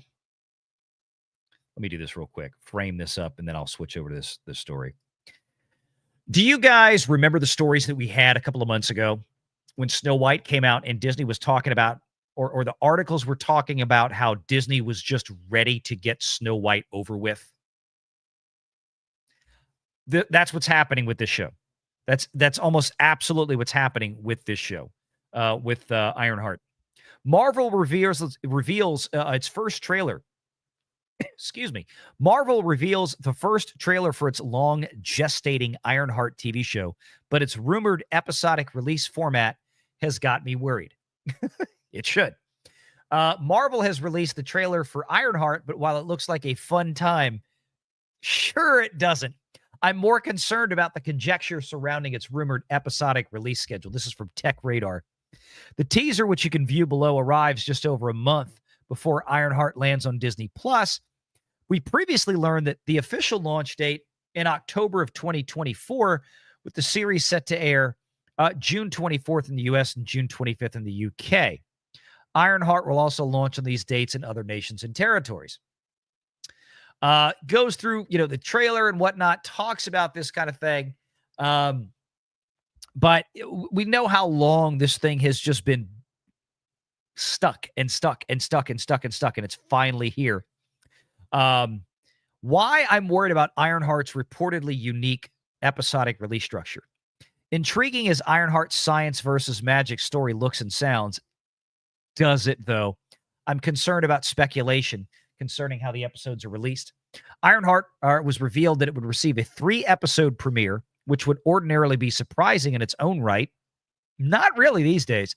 No other Marvel TV series has launched on Disney Plus, aka one of the world's best streaming services. For who? 5-year-olds? Sure. With 3 episodes before. In fact, Andor Season 2, the critically acclaimed Star Wars TV show whose 2-season run ended yesterday, is the only other show I can think of that's made Disney Plus debut with a 3-episode drop. I think we had a couple others from like Skeleton Crew. Didn't they do 3 episodes? Main concern, though, is that relates to the release of Ironheart's 3 other chapters. Daredevil. Did Daredevil not do a 3-episode drop one week? Maybe the premiere week to try to run up the charts? And basically what he's saying here, Ironheart's, well, they're trying to debate here. This other area, or this other outlet has suggested that maybe the second week's drop for Ironheart will also be 3 episodes. So it'll only be on Disney Plus for 2 weeks. That is possible. If Disney really wants to keep this thing from just being destroyed over an extended period of time on YouTube and X, because it's going to get destroyed on YouTube and X, then maybe Disney's best thing to do is to get this thing over with as fast as humanly possible. And like I said, they don't want to put it all in June. because then they have to eat the whole cost or much more of the cost in that fiscal quarter, which is going to have a big impact on the bottom line for Disney Plus. I mean, think about it. Disney Plus or direct to consumer, this quarter that Disney just reported showed $335 or so million of profit. If you have to take the same thing happening on Disney Plus this quarter, forget that Andor is there with $300 million plus to $400 million of costs right there that has to be accounted for in this quarter. Then you're going to throw another $200 million on top of that. Disney Plus or direct to consumer can go right back in the red real quickly with too many of these bombs. Okay. And they don't want to do that on the next earnings report. So that's playing a big factor here. Ironheart. So why is this happening? You're right. Why would Disney and Marvel want to rush Ironheart out of the door? Remember, they've held it for 3 years. There's been no rush to get this thing out. But now that they're getting it out, this is like drinking it's like drinking a bottle of castor oil after having a 12-piece party pack from Taco Bell with fire sauce. Now they just want to blow it out quick, right? It can't be because of the other highly anticipated shows, such as Alien Earth, launching at the same time. That's coming later. Or Bear Season 4. No, it has nothing to do with those. Those are on Hulu. That audience is not watching something like Ironheart, guaranteed. For me, there are two potential factors at play. I think this is funny. The first is that Ironheart doesn't meet Disney and Marvel's expectations. Go with that one, because that's the answer. The show is probably shit. This is why it has sat on the shelf for 3 years. It's probably absolute trash. 100% trash. Okay? Otherwise, why not put it out a year ago, 2 years ago, 3 years ago? What does it matter? It's now 3 years removed from even a few people having seen this character or remember this character from a Wakanda Forever movie that came out 3 years ago. Okay? It doesn't matter anymore. If they're unhappy with its quality and are concerned about how it'll perform, releasing all 6 episodes close together would ensure the show doesn't suffer huge weekly audience drop-offs. If they're that worried, though, why not just release the whole series in one go like they did with Echo? Because Echo was really terrible, and still nobody watched it, even though they binge modeled it, okay? But again, Disney's not going to binge model this because they don't want it all hitting on one quarter.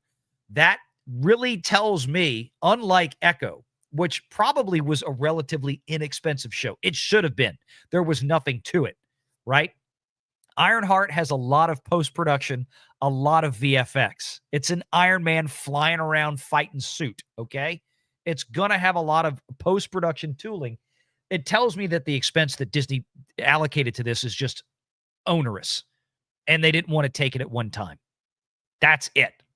That's the bottom line. That's why it's not happening, right? Any case. All right. So that gets us caught up on the Ironheart situation. I don't know. Y'all let me know. Look, I think I'm actually going to watch it. I think I'm actually going to try to sit there and watch the stupid thing because I'm morbidly curious of how bad it is. And I'll let you know. I'll let you know. But like I said, as we get closer to it, I'm going to decide. The question is time. You know, the good thing is if this thing is over in 2 weeks, if this thing drags out for 4 weeks, I'm going to get pissed off. I'm not going to watch it. But we'll do another kind of thing where if the chat wants me to do it, we'll set another goal for that. How about that? Like we did. I'm not going to do the Snow White thing again. But we'll set a goal for that. Thinking Heretic for 5, the preview was awesome. I got to taste my supper again. Eric K for 2. Riri powered by Vizio TV tech from a dumpster. Packing says for 5, a bit behind. How many times did that guy's voice crack during the Dana Walden interview? I don't know if Jim Cramer has like a medical thing, because I know he doesn't sound like he used to. I mean, he's always been like really zany and out there, but his voice seems to be a little bit more fumbly. I know he's getting up there in years. We all are. So I'm not real sure. I don't want to speak out of school on that one too much because I don't know. I just don't know. So in any case, let's see. Couple other things. The only other really big thing that I wanted to cover, so we don't go terribly long tonight, is going to be, well, I want to play this because I just don't care. But I do want to mention this while we're on the topic. You know, we had the story the other week about Robert Downey Jr., right? Robert Downey Jr. comes out and does his thumbs up to Riri, thumbs up to Ironheart, you know, yay, Ironheart and all this kind of stuff. Well, they got Charlie Cox and Vincent D'Onofrio to react to the trailer for Ironheart, right? And talk about, oh, you got to go watch this. You got to go do this. Yeah. Get everybody involved. I look, I get it. That's what you want to do when you market stuff, but it's not going to help. It's Daredevil's audience was terrible. It was terrible on Disney Plus. Absolutely terrible. It barely charted. They were dropping 2 and 3 episodes a week on that. When you have shows on Apple TV that have 45 minutes to an hour of runtime, and they're banging away at the charts. They're showing, 7, 8, 9, 10 million viewers a week. Severance was doing extremely well.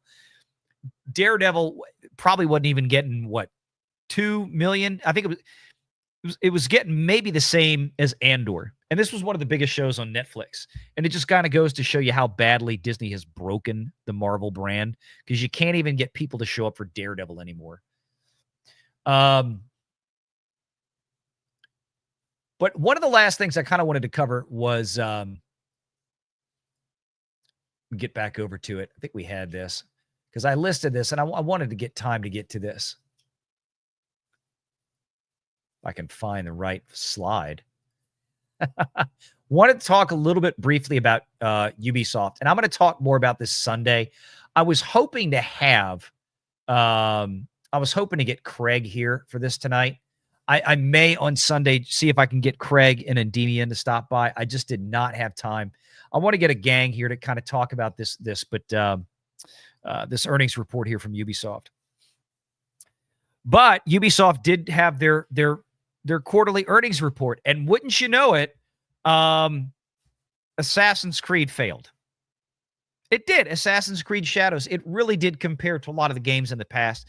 And if you read between the lines on the language, this did not do what they'd hoped. Basically, the bottom line here with Ubisoft is that the expectations that they drastically lowered some months ago, based on the very poor performance of Star Wars Outlaws, which just looked like a terrible game. And apparently it was, because nobody wanted to buy it and nobody wanted to play it. And the people who did play it stopped playing it pretty quickly after they started. Okay. Then came a lot of other failures before that too. But then you had Assassin's Creed that got delayed and delayed again and delayed again.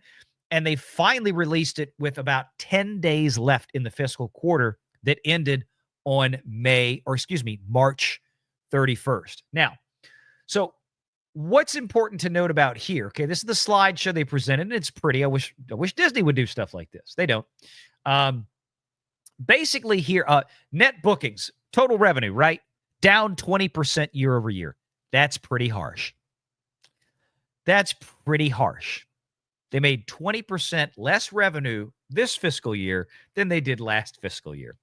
And that was largely due to the fact that they were making very bad games, right? We're not talking about profits and losses. We're talking about total sales, right? Sales. We're not to profits and losses yet, okay?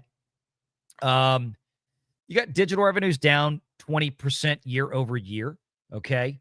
Not going to go through a lot of the details here, just to kind of pick on, because especially with, we already did the stories with Star Wars Outlaws, but we want to talk about what did Assassin's Creed wind up doing.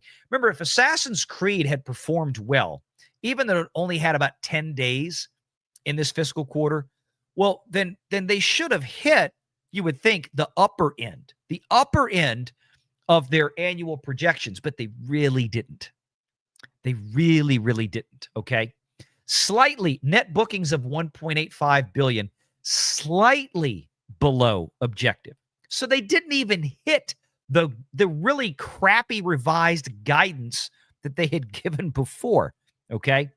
Slightly below objective, mainly reflecting lower than expected partnerships, notably due to a timing impact.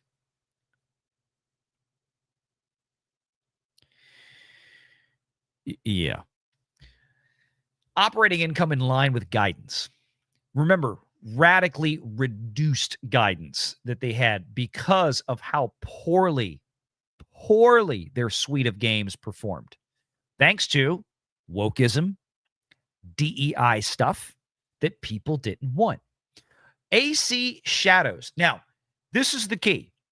If you want to know if this game did well or not, they're basically starting to tell you right here. And then we've got a quote from the earnings call I'm going to read you. Assassin's Creed Shadows. Again, it was supposed to come out in October, November of last year, and then was pushed to January, pushed to February, pushed to March, pushed and marched again, whatever it was.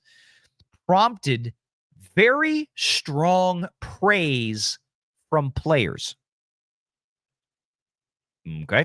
And delivered a solid performance. Quantify that. What does that mean? They don't tell us. Highlighting the strength of the brand.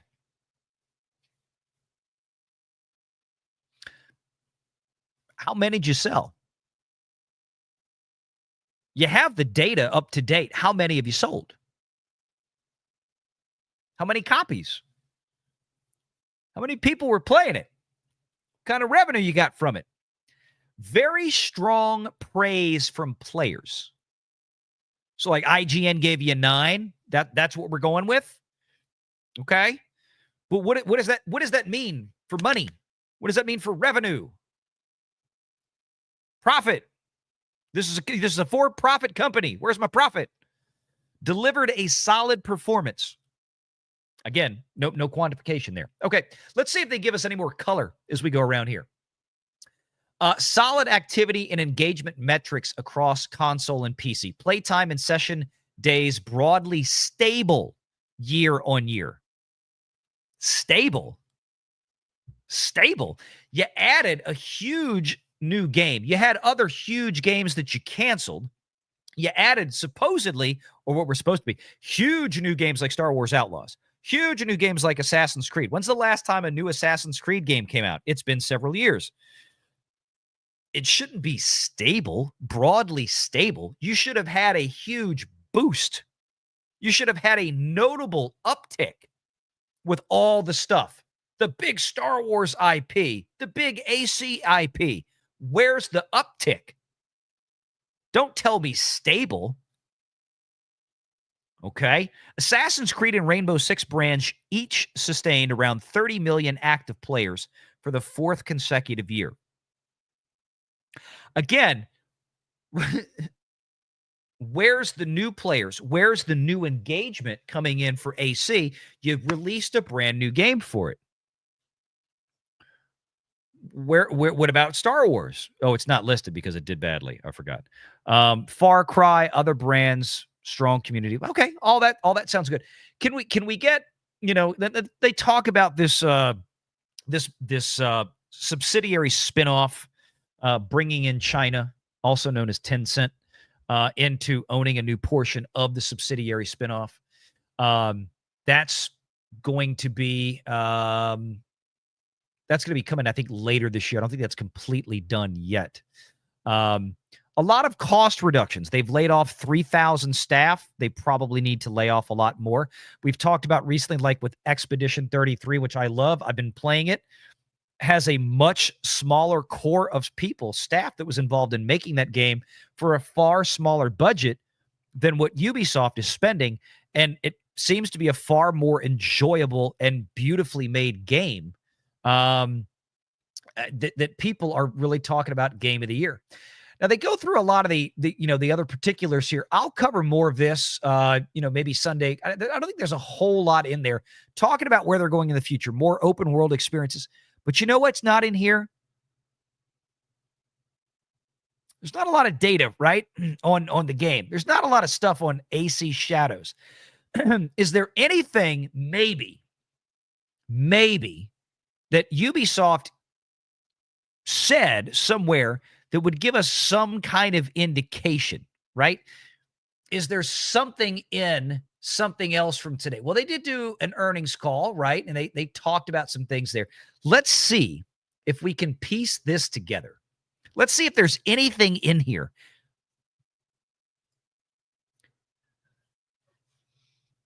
So just so everybody's on the same page, Ubisoft full year reports, fiscal year 24-25. This is what ended on March 30th. Assassin's Creed Shadows release prompted very strong praise from players. Heard that in the other report. And delivered a solid performance clearly ahead of Assassin's Creed Odyssey, highlighting the strength of the brand. Well, the Odyssey was one of their most popular games. Now, remember, Assassin's Creed Shadows was promoted and marketed for release 3 times, with pre-orders stacking up each time, right? So instead of a game that had 1 pre-order period, that might have had something to do with it. But let's see. Let's see if we can find some information in here. A lot of the same data that was in the slideshow. Okay. Okay. Here's some comments from Yves Guillemot.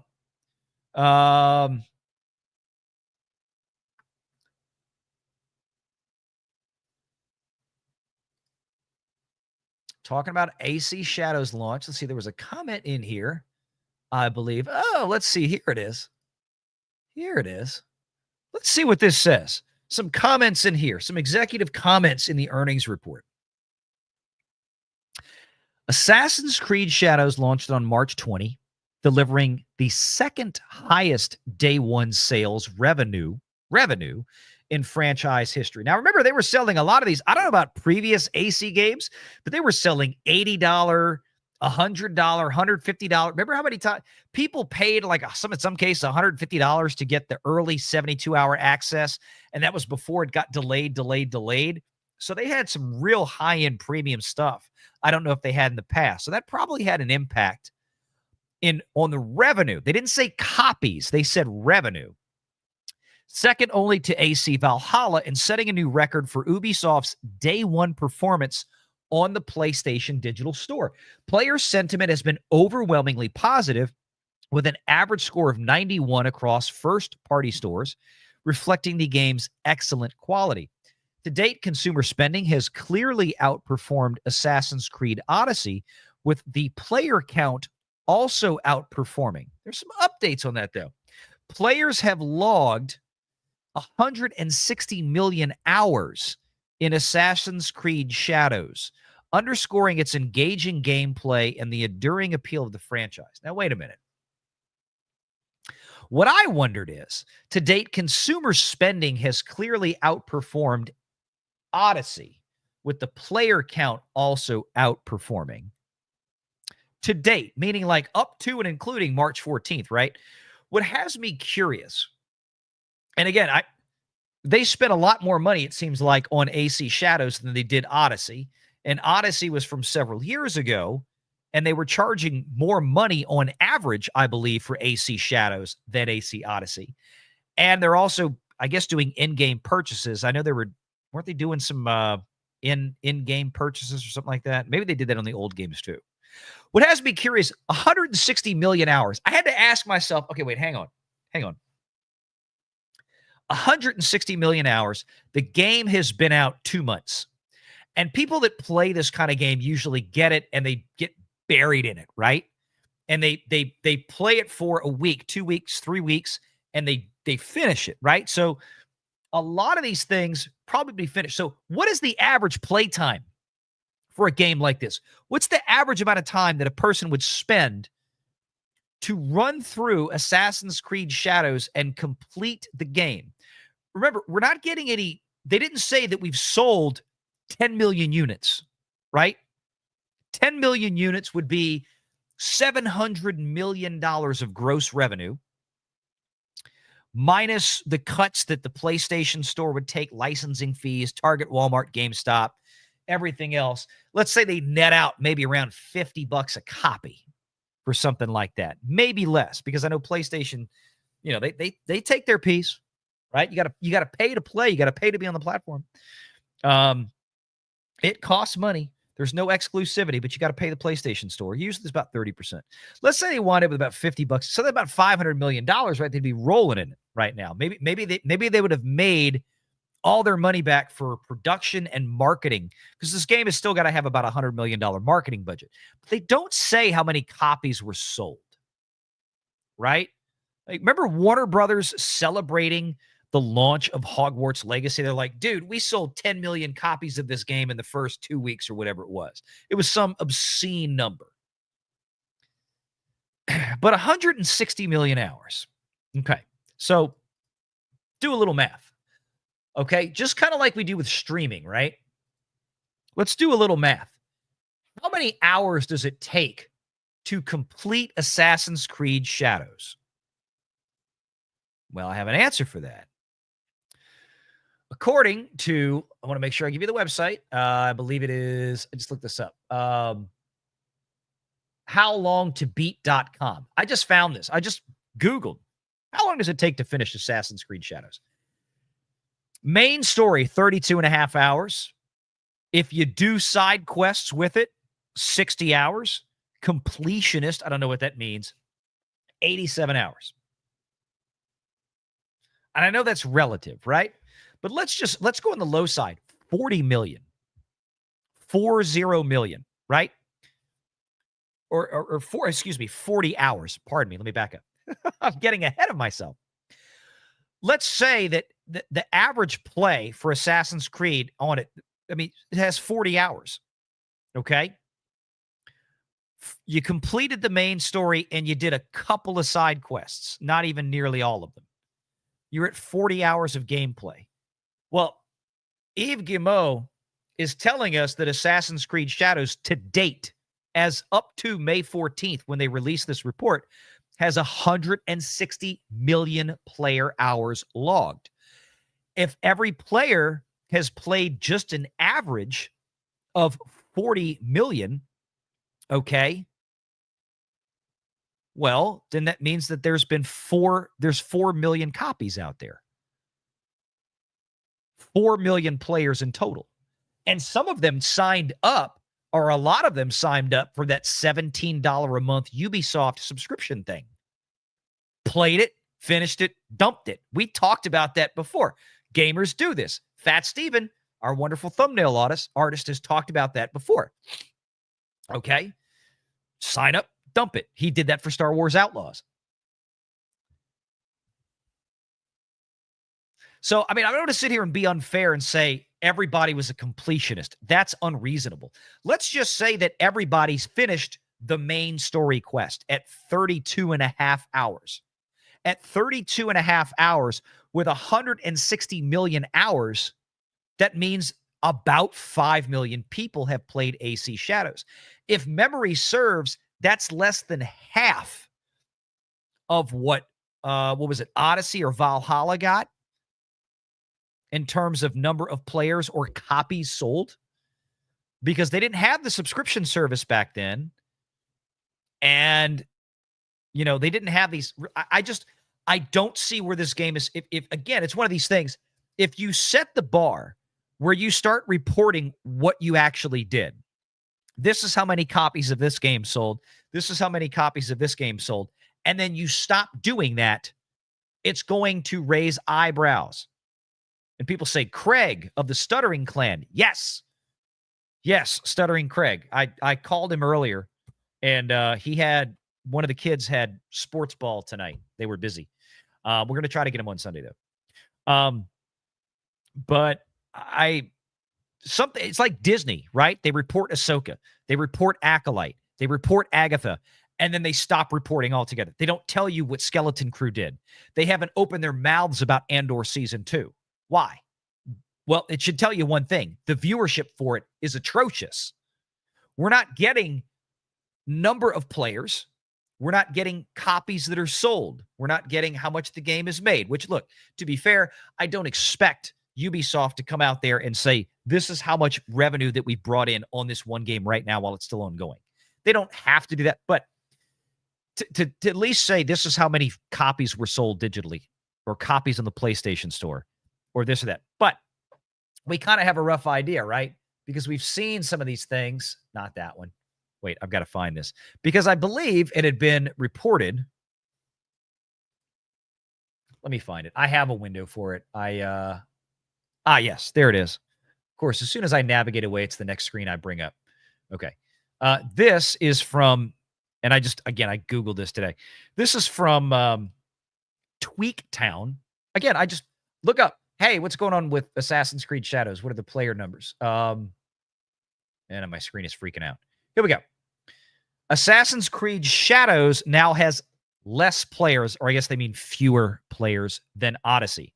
Over a 24-hour period, AC Shadows had fewer players than Odyssey, suggesting that Shadows is losing its player base. The game has not even been out 2 full months yet. It's been out 1 week shy of 2 months. Okay? And they show you the numbers here. The Steam charts, right? And Steam is a great, look, there's no lying on Steam. It's live data. Here's what's going on. Assassin's Creed Shadows, 4,300 players right now, 4,654. This article came out today or within the last 24 hours. 64,000 all-time peak. And here's Odyssey, 62,000 all-time peak almost 7 years ago when it came out, right? 4,900 players right now and 5,600 in a 24-hour peak. Ooh. So you're telling me that the 7-year-old game has had hit a peak that was 20% almost higher than the brand new game, and right now at the same time had about 15% more players than the brand new game. That sucks. So it seems to be lining up. If that's the case, and they've got 160 million hours of cumulative player time that has been logged, according to Ubisoft in their earnings call today, and they said that 160 million hours is to date. They didn't say to the end of the fiscal quarter. They said to date, as of the date that report was filed, May 14th, today. That means that probably somewhere between 4 and 5 million players have engaged with the game.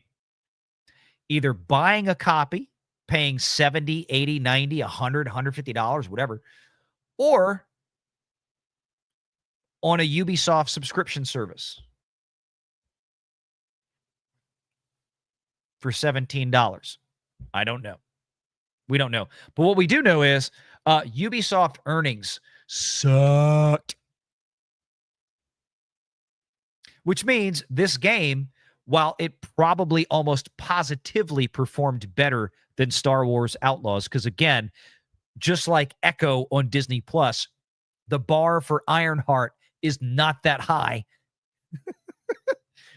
The bar for this one really wasn't that high when it comes to comparing to what else came out this year, right? With Star Wars Outlaws and a lot of other failures. So that kind of tells me everything I need to know. It really does. So I'm gonna talk with Endymion, and I'm gonna talk with Craig, and maybe try to get Kersha back again. I know her schedule's always busy. I know she's had some controversy online lately. It looks like it's starting to blow over, like Vice was deleted. I didn't even see what the articles were. I'm sure they were chewing her out for being racist and sexist and transphobic, whatever other crap. And of course, everybody, it looked, all I saw was the whole I stand with Fox U thing. And I was like, okay, something's going on. I don't know what it is. And by the time I tried to find out about it, it looked like it had kind of come and gone. So, yeah, it is what it is. Any case. All right. I think we're about all caught up. I think that's the last thing I kind of want to get to tonight. Crimson Splat says for 2, take one for the team VR. Talking about Ironheart. I want to know more about the release schedule. I want there to be, if it's 3 episodes and 3 episodes, the chat and I will have a discussion. I'll set a goal to sit through it, because it does take a lot of time for me to do. If I got to sit there and like do a reaction to it, I mean, that's hours and hours and hours and hours and hours and hours and hours of work to go through all that. Because I don't normally, obviously, we don't do reaction videos, but I have a feeling a lot of people are going to be, so I'm tempted to do it. I had so much trouble with trying to do the Acolyte ones with copyright bull crap, but we'll see. A Lord of Strangberg for 5. You or Pro haven't fully flushed out the tariff on movies and how it helps actors and the movie industry in the USA. Is this a wait and see? The problem is that there is no clarity on what the hell those tariffs are. That's what I've said from the beginning. I can't comment on something that we can't even fully understand what it is. How do you, for example, I made this example before. How do you tariff a movie like Mission Impossible: Final Reckoning? They deliberately go and shoot in 7, 8 different foreign territories and countries around the world because they want the location shooting.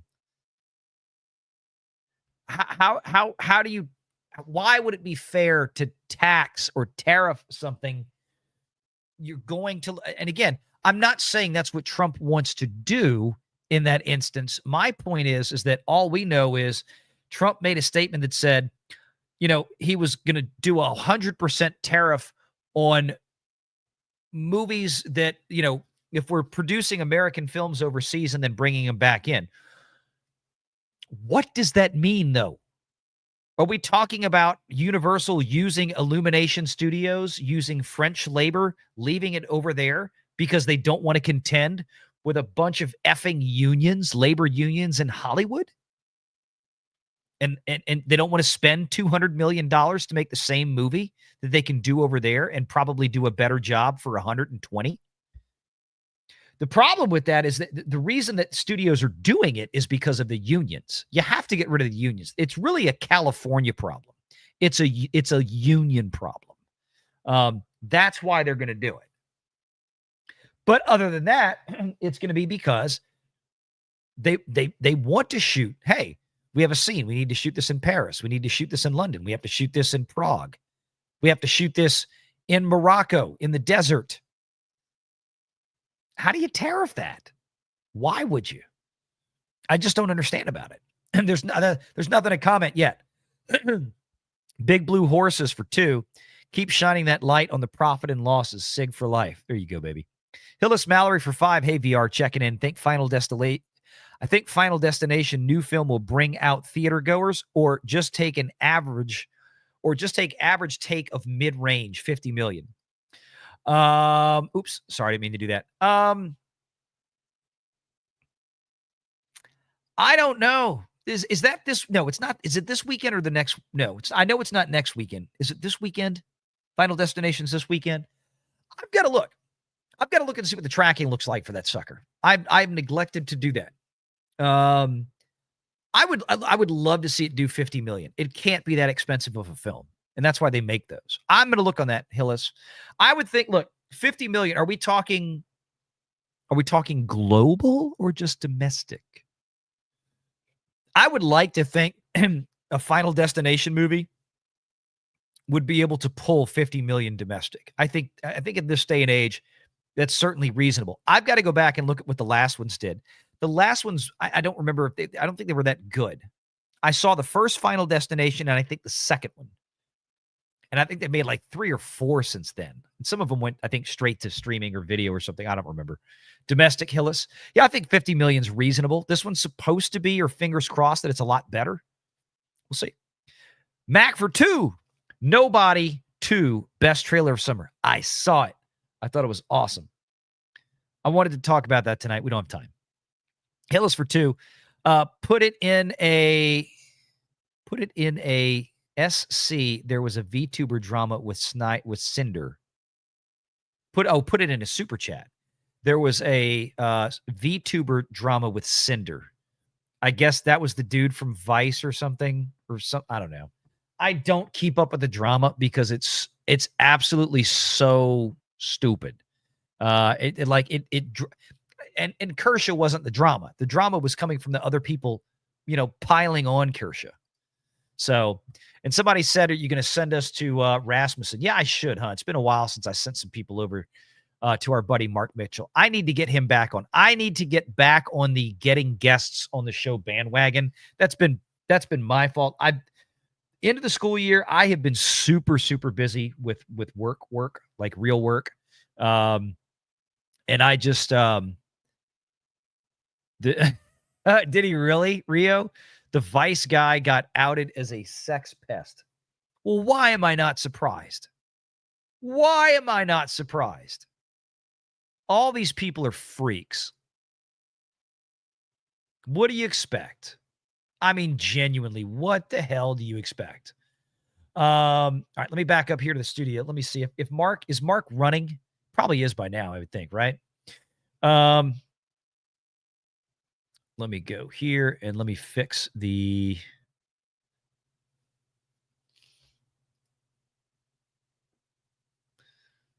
Let's see, customization, redirect. Pretty sure he's got me set up because we did it before. Yep, he's live. He's live. Sending you over to Mark. There we go. Sending you on over to Mark. All right, everybody, thank you so much for the support tonight. Thank you for watching. We will be back here Sunday. I have one more for you. I think I didn't play, but I owe it to you from the second goal, I guess. Where is it? Okay, I'm just going to say, this one's really disturbing. I wish the quality was better. But screw it, you're getting it. I don't know what it is, but for some reason, when I kiss you, it's like I'm kissing my brother. Believe me, it makes perfect sense. It just feels wrong. And yet, so right. What do you mean you had sex with your own mother? She was throwing herself at me, Doc. Jesus Christ, Marty! She's a lot younger. It's not what it sounds like. I don't even understand how you're still here. Surely you must have undone something. Unless... Yes, we can still fix this. We just have to send you back to stop the sex from ever happening. Wait, Marty, you can't go through with this. There's two of you? You had a three-way? Yeah. With your mother? Uh-huh. And yourself?